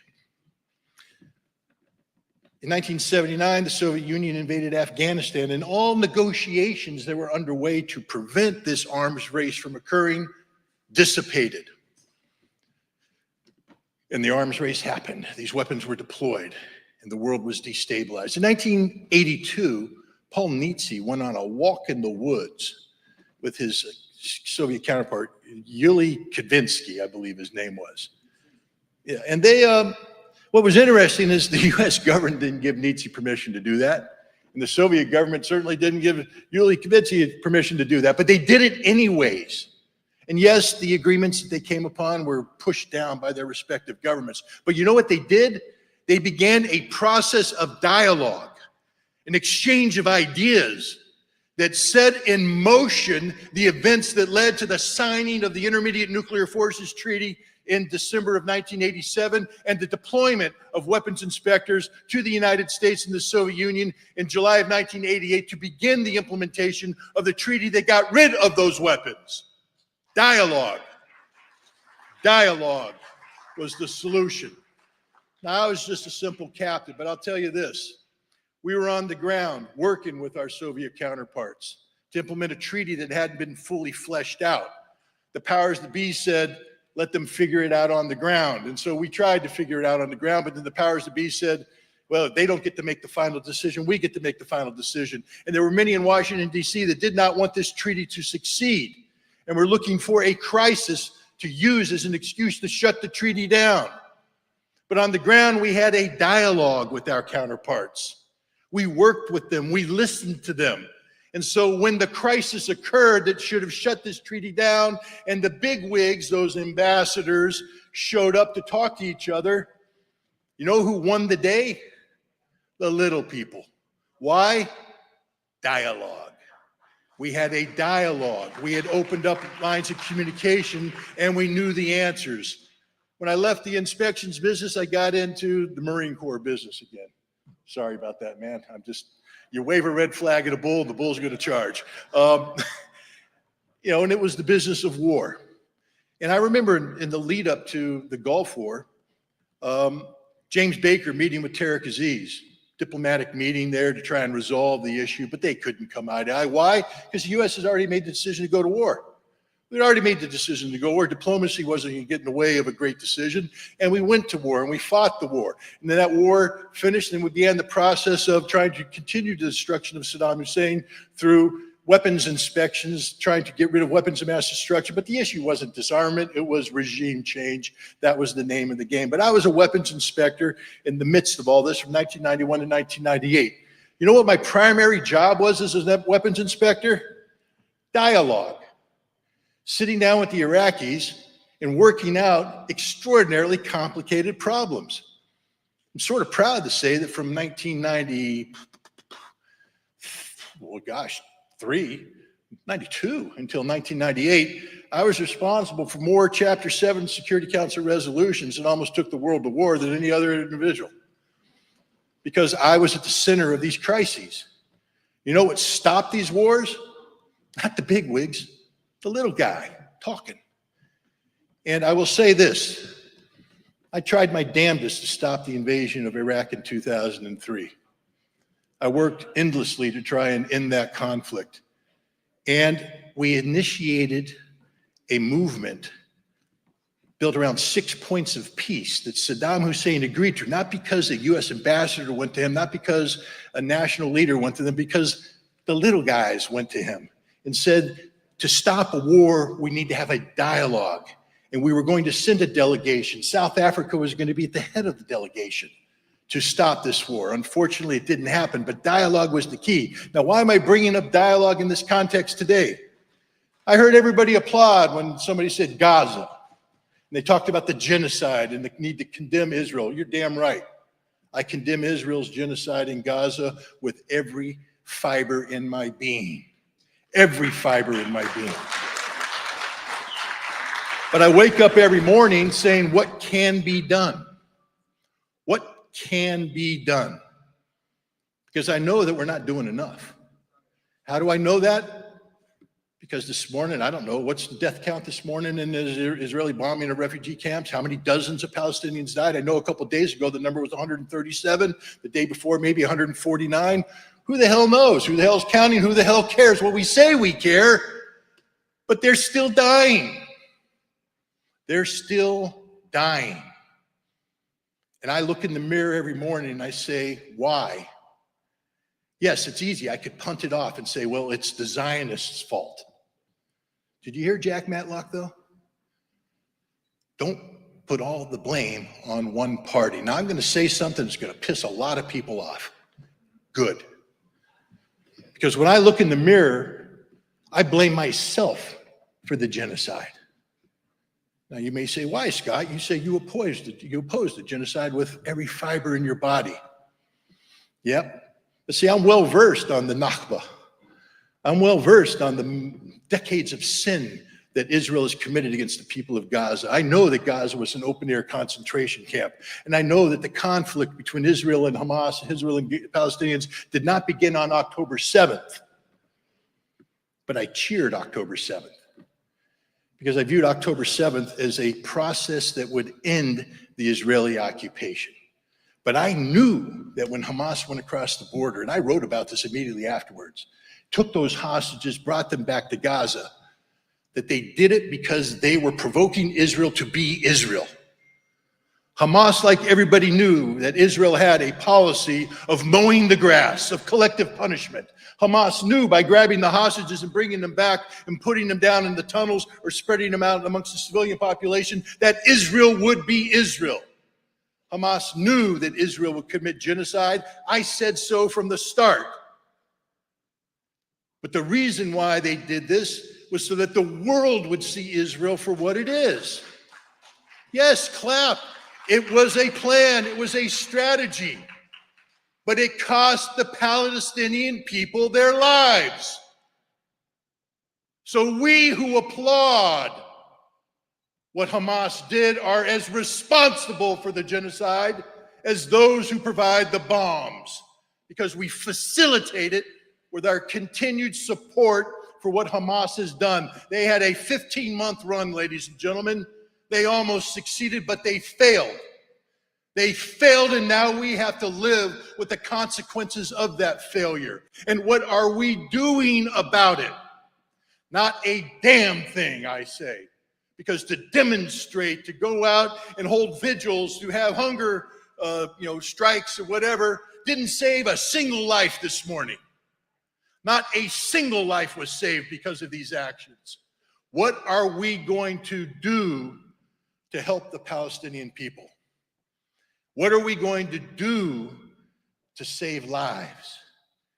And I submit to you that the answer might rest in dialogue. You see, I had a debate a little while ago against a man named Alan Dershowitz. Now, normally when you say that name, you get a hissing in the crowd. Boo, Zionist, evil man, supporter of Israel. Why would you ever debate him, they say? I don't know. Maybe to have a dialogue? You see, in the discussion I had with Alan Dershowitz, when we finished, he said something interesting. He said in the many such discussions he's had since October 7th, this was the only one that was civil. This was the only one where both sides listened to the other and then responded even though they were in vociferous disagreement. Now, the purpose of dialogue, though, isn't to agree that we disagree. But the purpose of dialogue is to push an issue forward towards a solution. I will say this, in the context of my dialogue with Alan Dershowitz, he used the term compassion in regards to the people of Palestine. And I viewed that as a victory, because upon that you can build. Upon that you can accomplish something. Upon that you might be able to move the issue forward so that we're not just talking about compassion, but actually implementing compassion in a way that may manifest itself that saves the lives of Palestinians. Not to solve the problem of Gaza. I'm not narcissistic enough to believe I can do that, but to save a life. Hin Rajab is a name that I say every day, because I blame myself for her death, because I cheered on Hamas on October 7th. You know, death in war is an ugly, ugly reality. People who study the liberation of Normandy have to understand that we were designing to kill 60 to 80,000 French civilians to begin the liberation of France. Charles de Gaulle signed off on the plan. We ended up killing 20 to 30,000. Innocent French civilians died in our liberation of Normandy. Nobody talks about that. Civilians always pay the price. And if you thought Hamas was going to initiate something on October 7th that would bring about the defeat of Israel and the liberation of the Palestinian people, understand that that was always going to result in Hin Rajab being killed. She was always going to die. But how do I stop the next Hin Rajab from dying? What can be done to prevent that? Dialogue. Dialogue. If I can sit down with Alan Dershowitz and begin a dialogue where we can agree upon the need to do something to resolve the humanitarian disaster, maybe not in its totality, but partial. If I could do something, for instance, we know that through diplomacy and dialogue, the United States was able to go in and get a hostage released. So why can't I begin a dialogue with the Israelis that acknowledge that perhaps there's some Palestinians that need insulin to survive? And maybe we can agree for an exchange of hostages for insulin to be released. It doesn't solve the problem, but it saves lives. Oskar Schindler couldn't save the Jews during the Holocaust, but he did save some of them. And today, there are thousands of descendants of the Jews on Schindler's List who contribute to humanity and contribute to life today because somebody gave a damn and did whatever it took to save lives. Palestinians are going to die today, and Palestinians are going to die tomorrow. And the challenge I put forward to myself and to you is, what are we going to do to save as many of those lives as possible? And the answer is dialogue. Dialogue. We have to find a way to reach out and make common cause with the people we hate, with the people we despise. We have to find a way to reach out and have a dialogue, a discussion with the Israelis, with the Zionists, with the administration. Not to solve the problem, that's above our pay grade, but to save a life, which is actually the job description of every single human being alive today. So that's my challenge to you. Dialogue. Find a way to do it, save some lives. Thank you very much. Pleasure talking to you.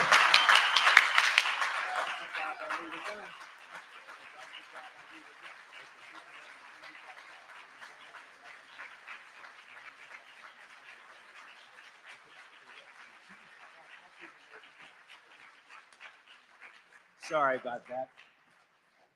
Got into a conversation. Sorry about that. Our next speaker, actually, I don't need anything to introduce Ray McGovern. Ray McGovern, Central Intelligence. Anybody who's seen any International Peace Coalition meeting knows about Ray. Ray, please come.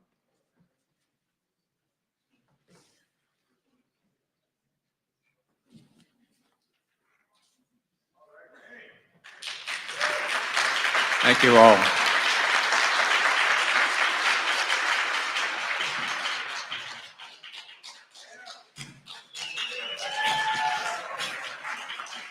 Bishop Desmond Tutu once said, "In times like these, it is not a moral choice to be neutral. To remain neutral is to be on the side of the oppressor."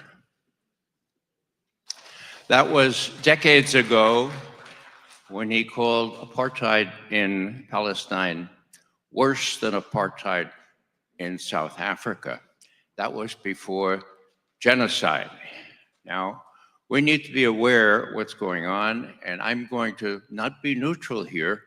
I'm going to state the situation the way I see it and suggest that it's really up to us to change it, as Scott has already said. May we have the photo that I chose, please?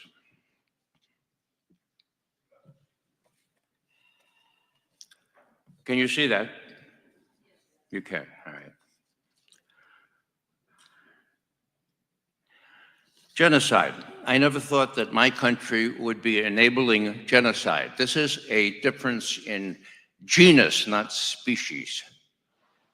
What am I doing about it? Well, I saw it before. I was alive during a previous genocide in Germany and Eastern Europe when I was just very little and I was unable to do something about it. Now I'm big, I'm old, and I'm going to try with my last breath to do something about it. And I'm looking out at a lot of people here who I know are going to join me in doing something about it.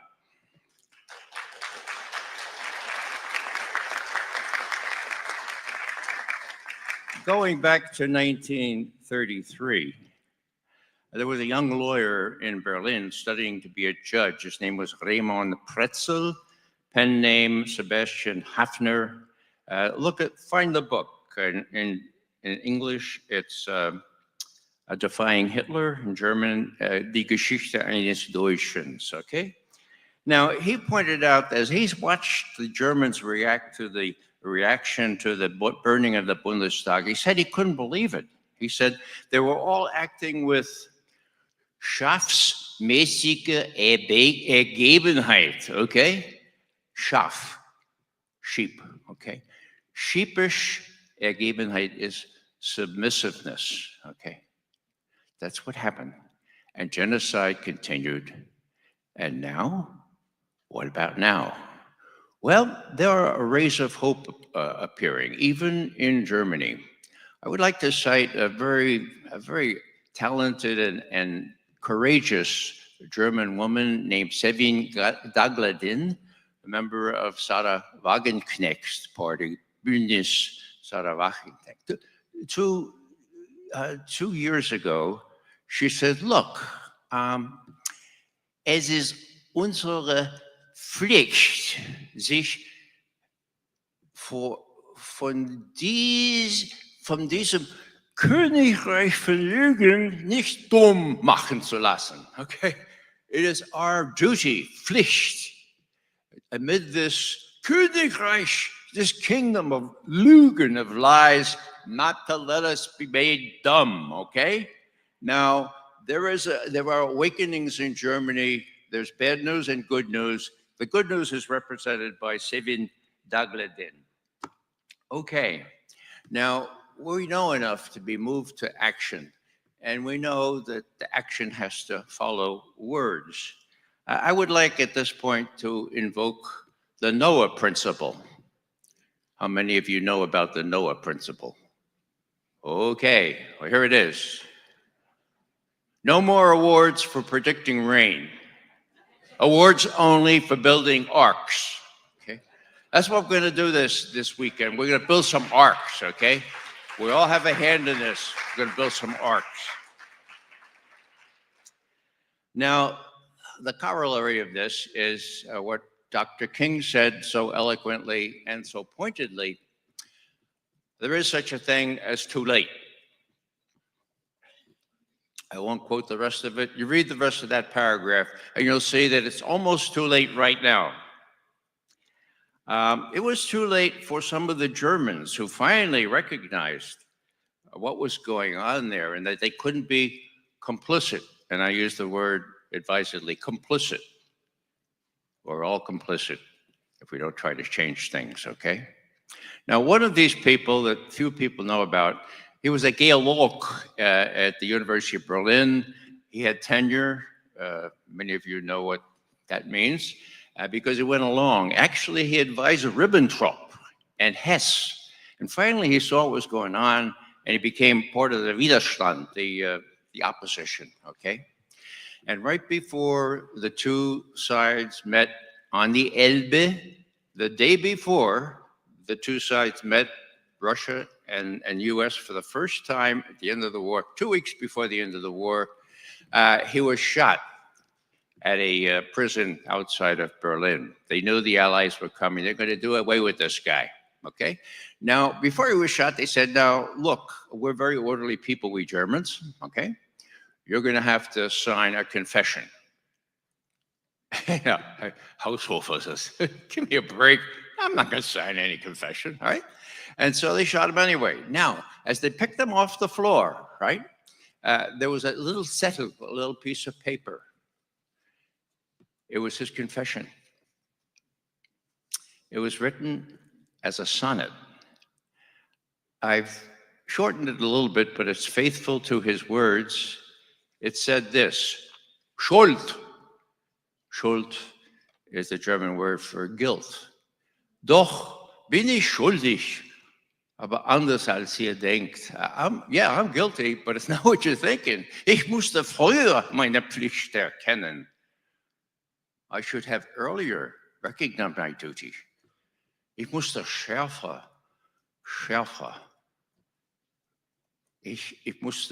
I should have more sharply Unheil nennen. I should have more sharply called evil.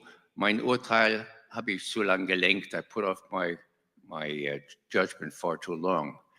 Ich habe gewarnt, and he did warn, you know, he had a little circle of folks around him, and that's what got him in trouble. Aber nicht genug. What's genug? Anybody know? Enough, okay? Ich habe gewarnt, I warned, aber nicht genug und klar. There's no comparative in German for klar. Klar is klar. Claro, okay, clear. I did warn, but not genug und klar. Und heute weiß ich schuldig war. And today I recognize what I was guilty of, okay? Wow. Put that sonnet in the back of your head, folks, and let's not be complicit with genocide. Now, what else to say here? I guess once we recognize that it's pretty late in the game here, that we have a monumental task, but that the thing that's worse than doing something is doing nothing, and we have to do something, and we see that in the schedule we'll have younger people than I. Actually, as I look at this audience, I think that includes everyone here, okay? Younger people than I that are not little anymore like I was during the first genocide, but are big, accept responsibility, realize that it's too late, okay? And I want to cite my colleagues from Veterans for Peace, who are in their own way mounting a nationwide fast, several of them before the US mission to the UN, just a couple of miles away here, fasting on using just 250 calories a day, which is what the Gazans are being restricted to, or if they get any at all. You know, those 5 trucks that got into Gaza, I mean, that was an insult. I mean, 2 of those trucks carried not food, but burial shrouds. And babies are being killed and young people are going hungry. So, We got to keep on moving forward. Repeat, please. We got to keep on moving forward. We're going to keep on moving forward. We're going to keep on moving forward, never turning back,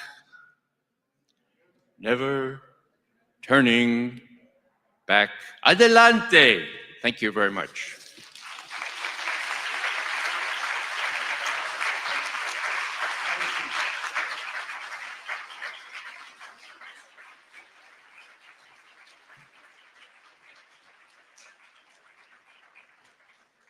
We now have a speaker who was not on the program. This is Ambassador Dmitri Chumakov, Deputy Permanent Representative of the Russian Federation Mission to the United Nations.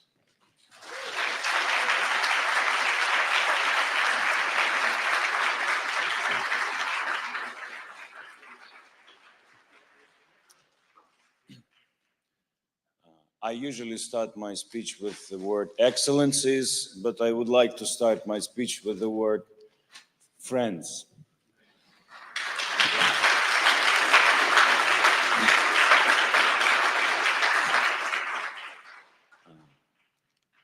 You know, it's common to start the speeches with "I'm happy to be here." The word happy is some kind of abused meaning polite word. But I would like to say that I am really happy to be here today in the true meaning, because I hear that there are people with common sense. And it's really happiness and hope of light in the end of the tunnel.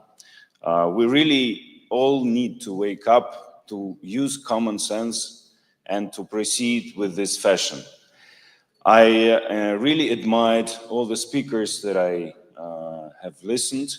I would not talk about Ukrainian conflict because I think it was a lot said very objectively with the effort to try to look at the root cause.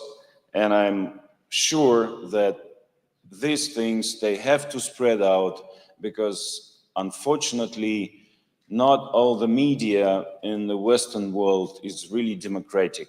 Sorry to say that, but a lot of things they do not show. And I think if information from different sources is conveyed, a lot of trouble would have been saved. But I would like to speak about the economic things. I'm the Deputy Permanent Representative responsible for economic affairs. We have several deputies, and economic discussions in United Nations are now at a very dangerous place, because what's actually happening is that rich countries are refusing from their responsibility to help poor countries, and it's a very dangerous phase that the rich countries think that they do not need to do. They do not need to help. Unfortunately, it will be much more painful for rich countries to avoid responsibilities, and common sense that we're discussing today would need to prevail to save these discussions. Today, I think that there are no doubts that the world economy is in a big turbulence, in structural crisis, and Secretary General of UN, Antonio Guterres, he sounds sometimes like a true socialist, and he's really trying to say the truth to the rich countries as well.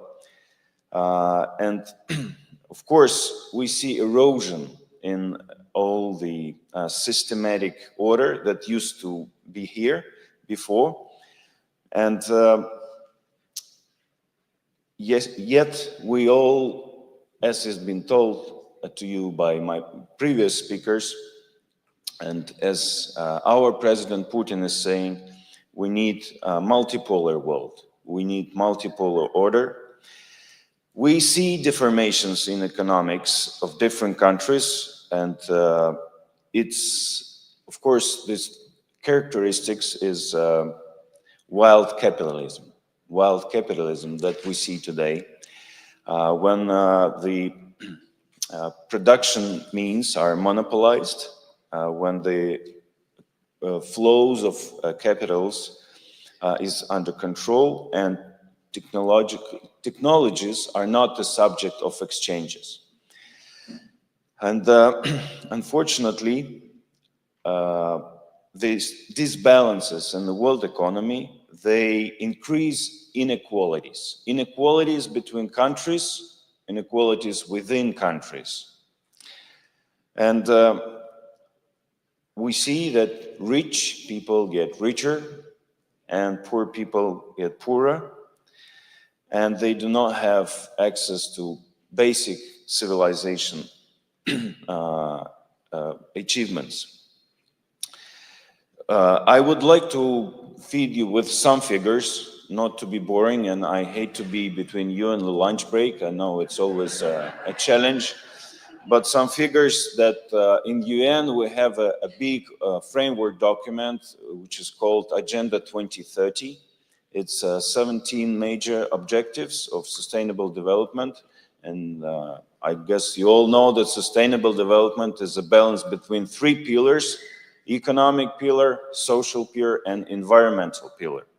So this Agenda 2030, it was adopted in 2015, and only 17% of the objectives is now within reach. Only 17%.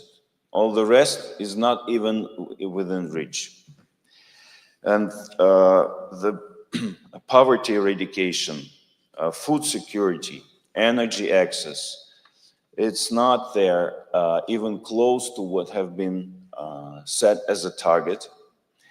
And many countries, they found themselves in a new trap, new ambush.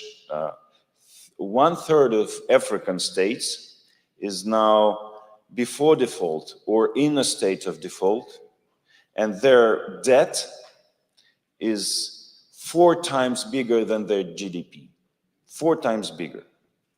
So this debt pit they find themselves in, of course, is taking away even the chances for them to have resources which they need to start the development.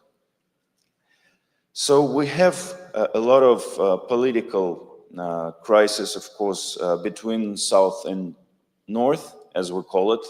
North, we call it rich countries, South, we call it poor countries. But also there are a lot of discrepancies within the North. And we see that there are a lot of conflicts. Yesterday, we've heard the figure that we have overall in the world 130 conflicts. It's used to be 5 times more conflicts than used to be 25 years ago. So the amount of conflicts is growing exponentially. It's, of course, as we've heard the previous ambassador in the Soviet Union, he said we had a lot of conflicts, but they started locally. But we have a lot of conflicts today that also started under the influence from the outside. And we also have hybrid wars and total destruction of international trade system and weaponization of dollar. Last year at the summit of G20 in Rio de Janeiro, it was said the very dangerous figure that global military expenditures are amounting to $2.4 trillion. $2.4 trillion.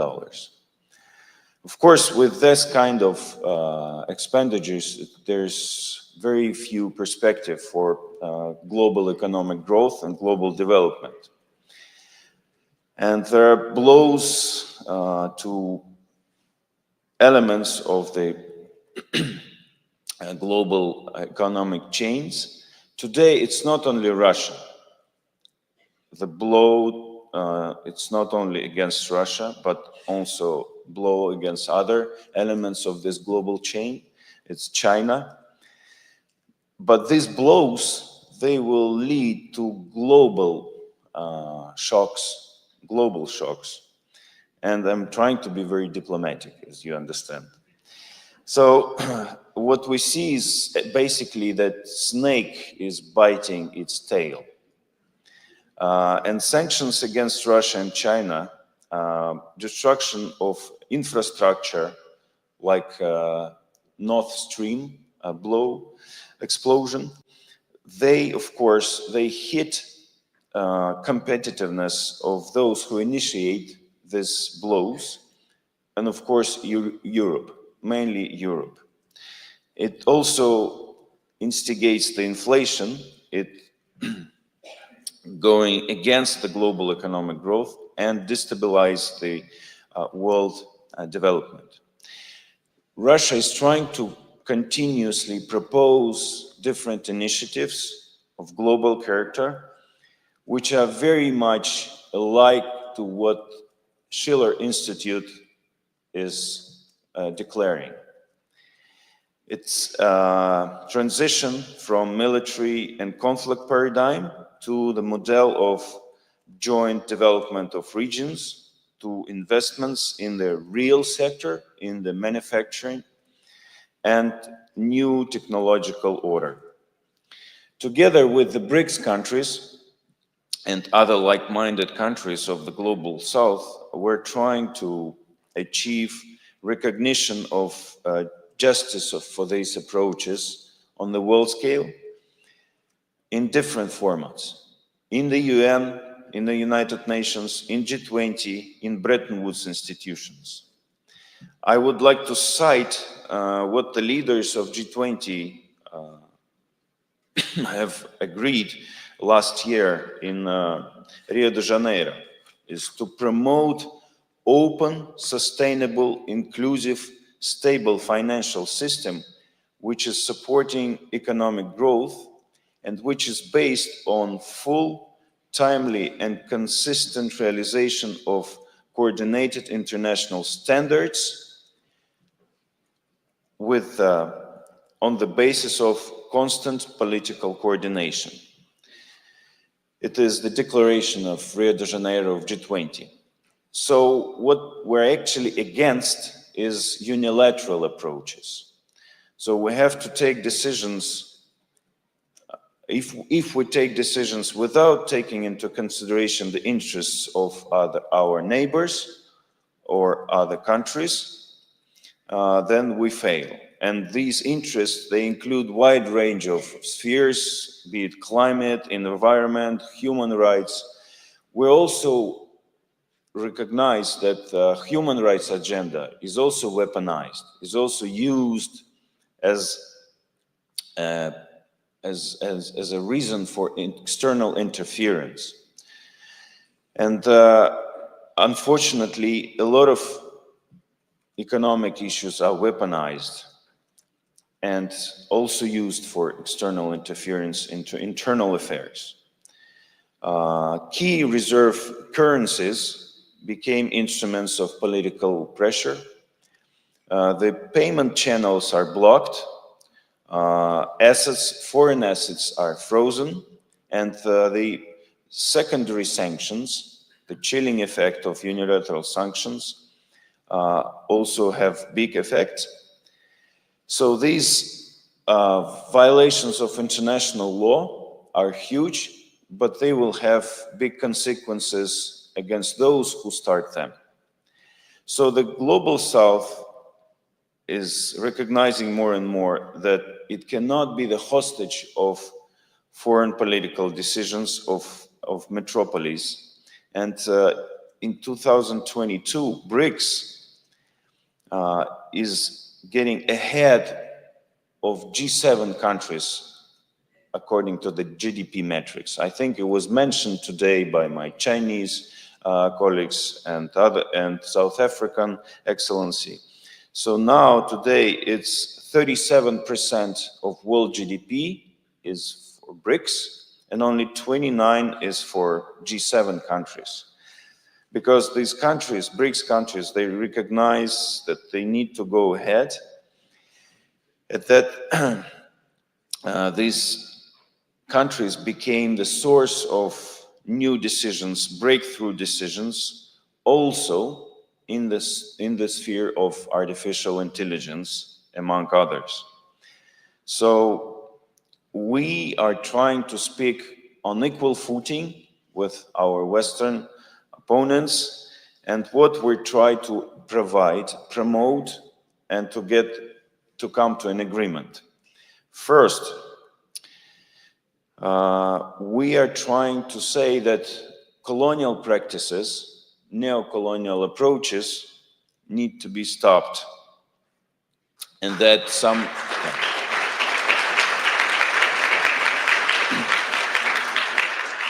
and willy-nilly, but a lot of countries of global South are talking about compensation for what they have suffered during colonial times. Now, second,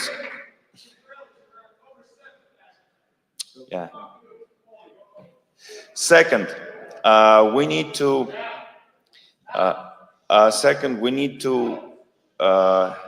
have a system when developing countries would have some leverages for decision making, for participation in the decision making in institutions, in global institutions like IMF, World Bank, World Trade Organization, Bretton Woods institutions. They were a good idea, but they need to return to their initial mandate to support international financial stability and to support development.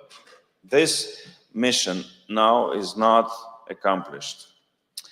So some other initiatives is development of alternative effective technological payment systems, a promotion of trade in national currencies, analysis of restrictive measures and abolition of unilateral restrictive measures, diversification of credits and depolitization of credit relations, unconditional credit relations, and establishment of the payment system which cannot be weaponized.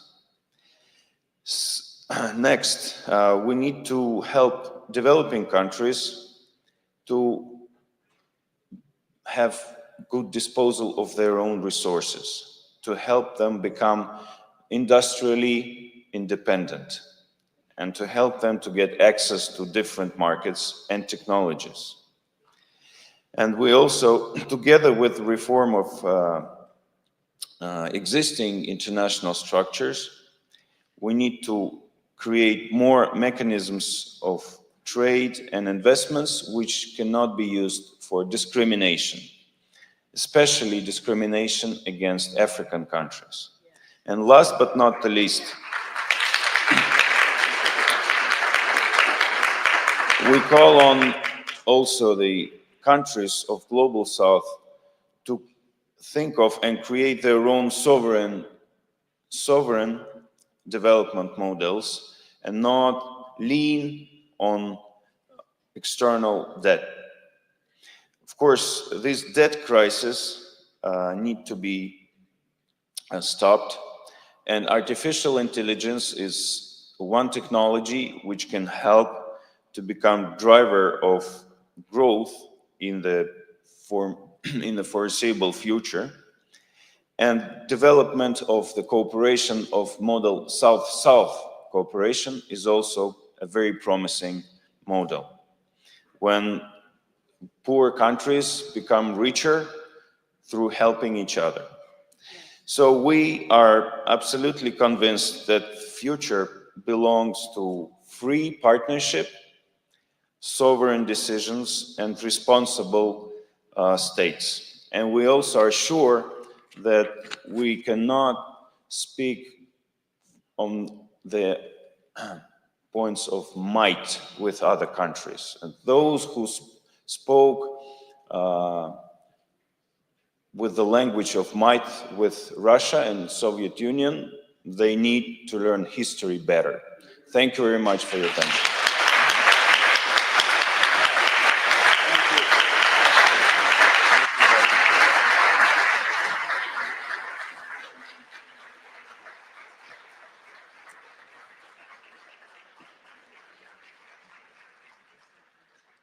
We have a video from Zhu Qixi, the Associate Research Fellow of the Academy of Contemporary China and World Studies.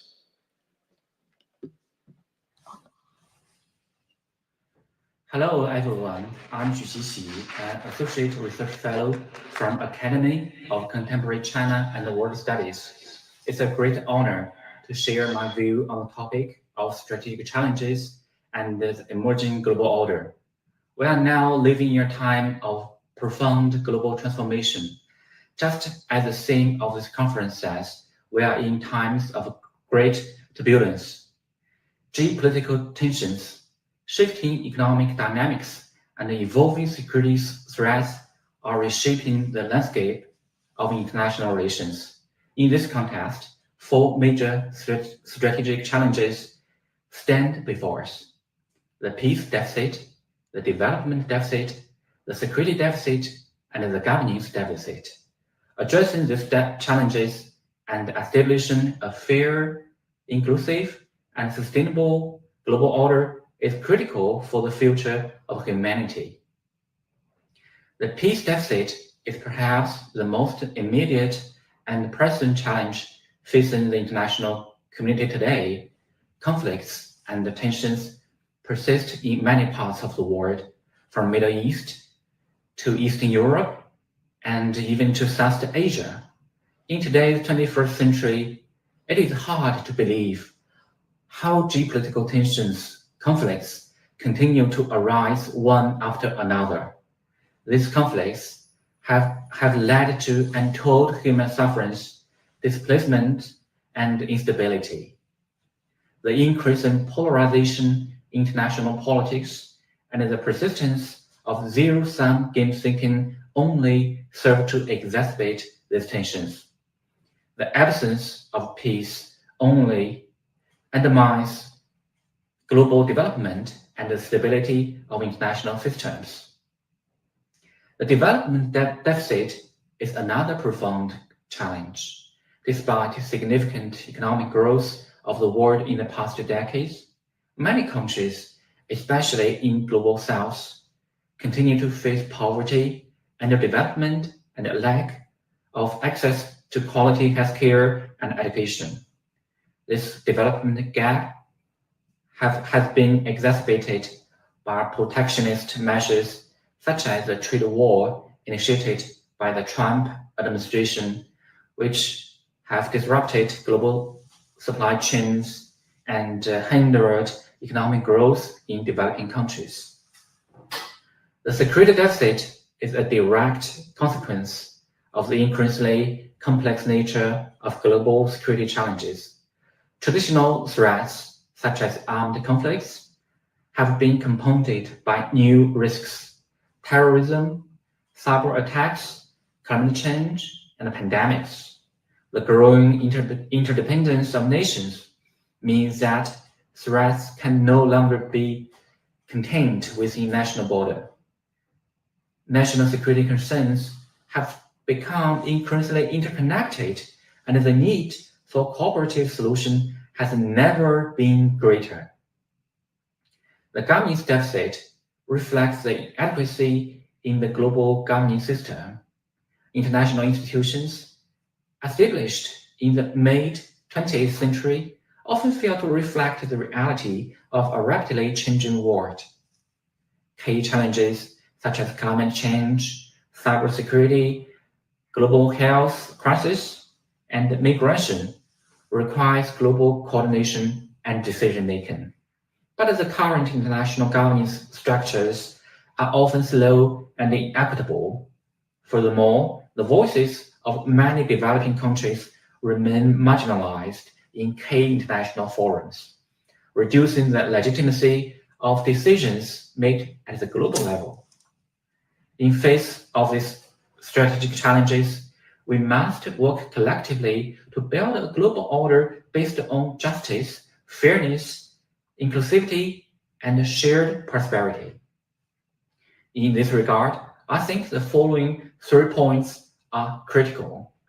The first point is promoting and upholding multilateralism.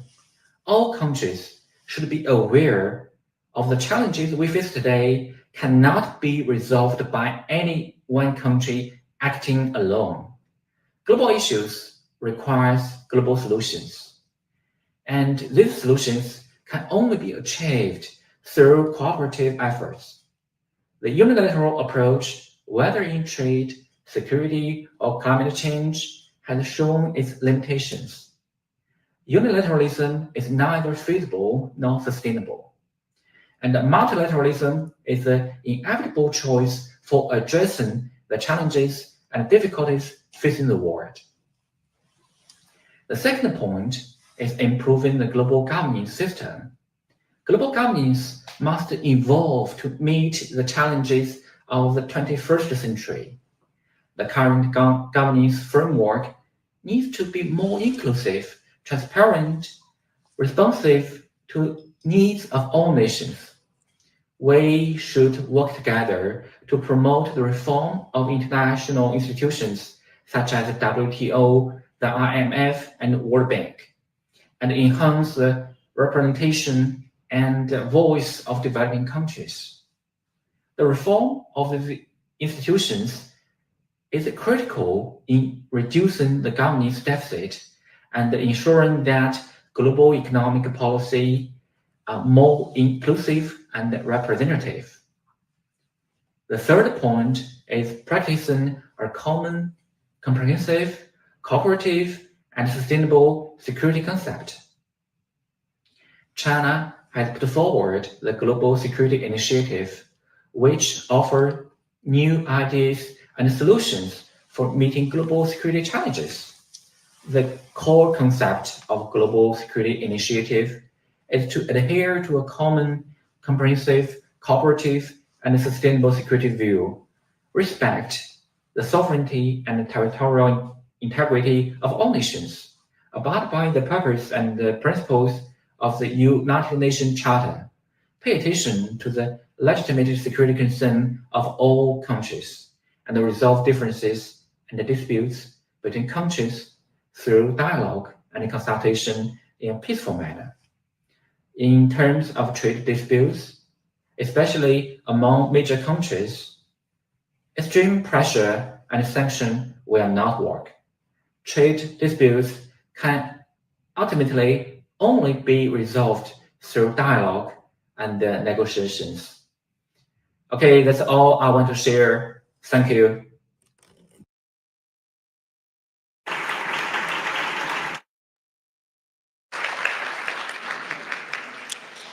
Okay, and I just need to know, is Dr. Pandor still with us? If so, we have a question. Well, actually, what I will do is I will read the question because, and we are transitioning now, about to transition, conclude this panel. I'll read it so that Helga hears it as well, and that way we have, okay, great. So this is a question from a group of young professionals in Equatorial Guinea in Africa.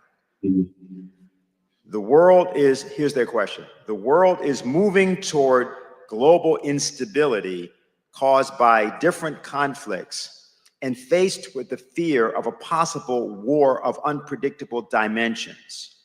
What role could the youth of the world play for the awareness of a culture of global peaceful coexistence? That's the first part of the question. The second part states, the world economy is also going through a critical situation where the Western powers only look at Africa as a place to be exploited and condemned to consume. In this regard, how could that situation be reversed so that the famous win-win philosophy becomes a reality?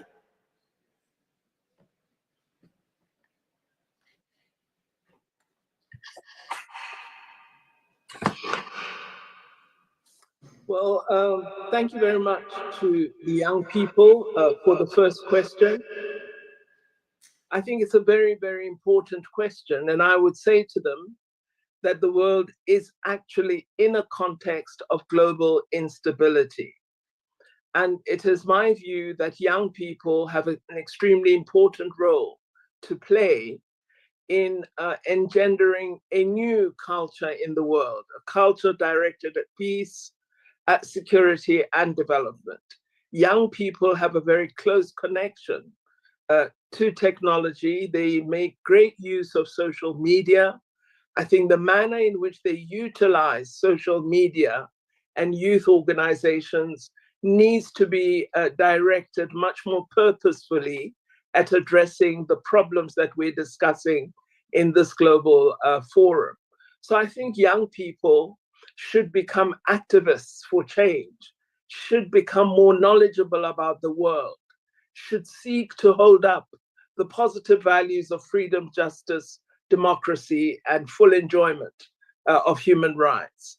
I think if they could take up the world's challenges in these areas, we have the potential to create a very different world. So there are youth formations in most of our countries.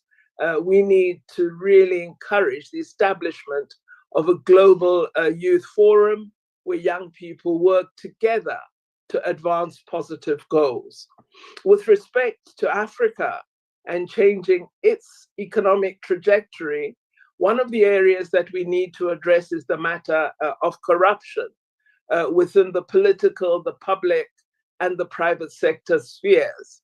I think President Biden had done a great deal to assist in this regard with the executive order he had signed, which prohibited American companies from being involved in sourcing contracts through bribery and other negative means. The fact that that law has now been repealed, I think, is a very serious reversal, because it had begun to ensure that leaders in the private sector were far more alert to the need to avoid bribery and corruption and not to secure contracts through utilizing such negative criminal actions. So we in Africa need to ensure that we directly confront the blight of corruption. It's a cancer in many of our societies. But in addition, we must exert control over our resources and really look at value addition to our mineral resources in our countries, rather than using as a means of generating economic benefit, extraction of minerals and export for value addition to elsewhere. So greater attention to beneficiation, and particularly a new approach with respect to the critical minerals, which are not yet the subject of a large number of old contracts on existing old minerals on the continent. We need to act in a different way and educate our young people to be the new mining engineers, technologists developing equipment for mine activities, mining business sector. We need to become active in beneficiation. This could build a very important industrial and manufacturing base on the African continent. So we need to think of our mineral wealth as a resource for our countries and for the continent. And finally, Africa must learn to trade with Africa. We have far too little intra-African trade. The vast amount of goods produced in Africa are exported elsewhere. The trade between ourselves is of such a low level. as to be one of the most negative factors in our inadequate economic growth. So full implementation of the Africa Continental Free Trade Area is a very important step towards strengthening intra-African trade, greater productivity and manufacturing on the continent, and increased positive livelihoods for the people of Africa. Thank you very much, Chairperson.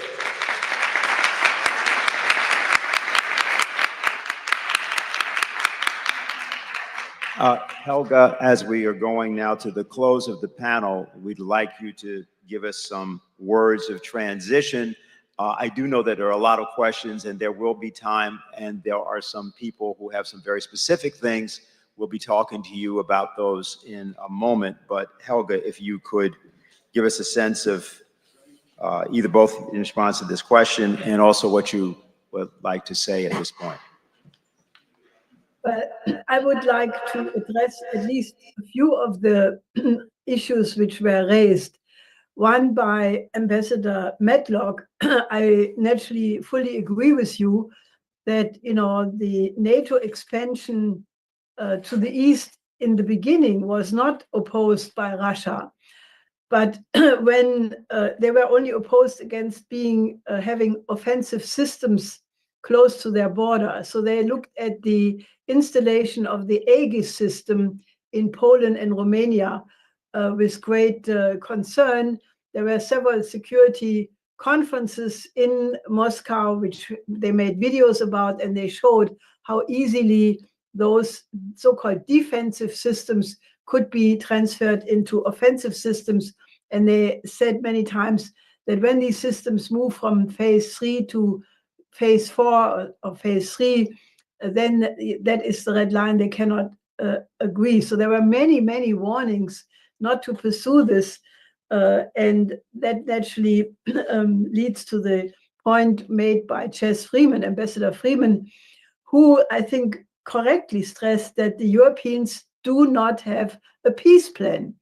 And that, I think, is something we should rub in all over the world, because if you don't have a peace plan, how do you ever escape the eternal wars?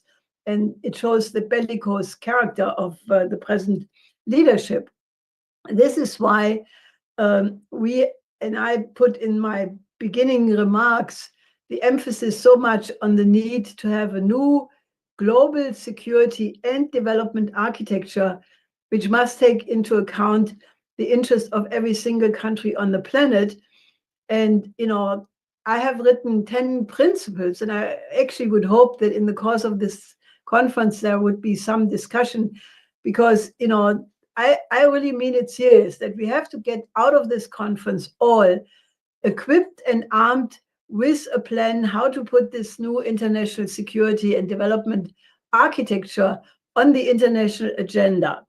I think it's eminently possible, because what the professor from China, from the China Academy, was saying is China has a plan which is sort of formulated differently. Xi Jinping called it his 3 initiatives: the Global Security, Development, and Civilizational Initiative. But that's actually just a different way of formulating the same idea, because behind it is his conception of a shared future of the one mankind and the one future. So there are already many, many forces thinking about that. And it does really require to think of a new paradigm. Now, that new paradigm is not some empty notion, but we have worked in the last, one can say, decades on very concrete proposals how such a new paradigm looks like. I give you just one of many, many examples. One was mentioned by Dr. Pandor and Professor Zhang Weiwei with the Oasis plan. That for sure would be a complete paradigm shift. But this is just part of what we have named the World Land Bridge.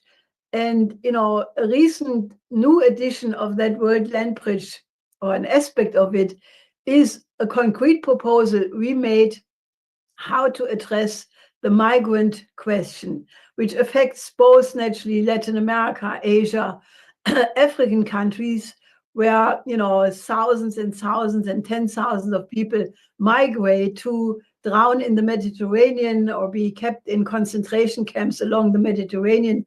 This is a word which was used by Pope Francis, who called these refugee camps concentration camps. And naturally, what is happening to the people from Central and Latin America at the Mexican border is also not exactly a humanist affair. So what we have proposed is that we should rally to get the BRICS countries together with the Western countries to agree that the only way how you can solve the migrant crisis is by constructing 3 billion new productive jobs in Africa, Asia, and Latin America by building obvious infrastructure projects like Africa needs urgently electricity for 600 million people who do not have access to electricity. Now that could be started tomorrow or today, you know, if the political will existed. It is going on in some countries like Egypt and other countries, but one could use certain gas reservoirs and similar things to use in the initial phase turbines to produce energy, but at the same time, you would have to start nuclear power plants because they are of a much higher energy efficiency, and they take a certain number of years to be completed. So if one would go for a plan, a coordinated plan to supply all of Africa with electricity, infrastructure, and then on top of that have certain game changer projects like the Dinga Dam in Congo and the Transaqua project, which would take a small amount, 3-4% of the water of the Congo River at 500-meter height, and then bring this water through a system of canals and rivers to Lake Chad, refill Lake Chad, which is right now only 10% or even less, drying out, and then use that water not only to have irrigation along the 12 countries of these rivers and canals, but also in the Sahel zone, have electricity for 12 countries in the heart of Africa.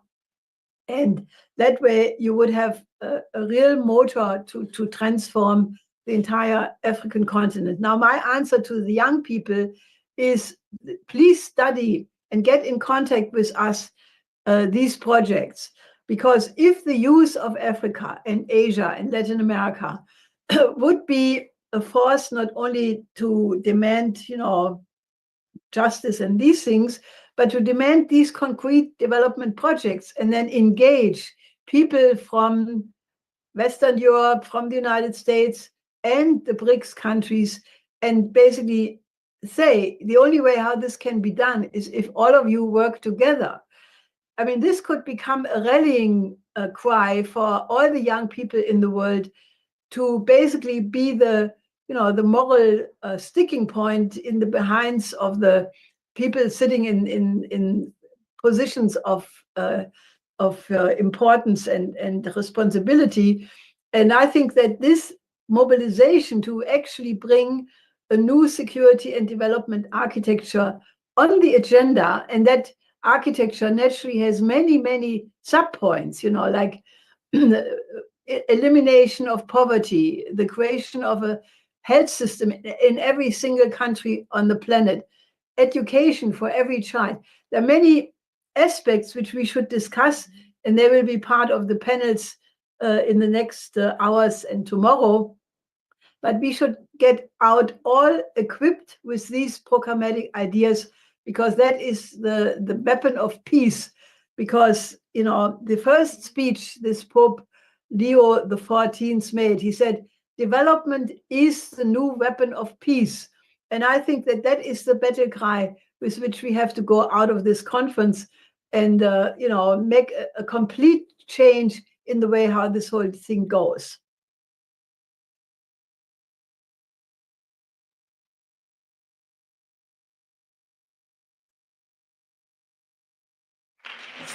thank you to all of the people who spoke. We are going to conclude panel 1. By the way, questions can be submitted in various ways, and some of our organizers will help you with that. We want to thank everybody online, and our next session is to begin at 2 p.m.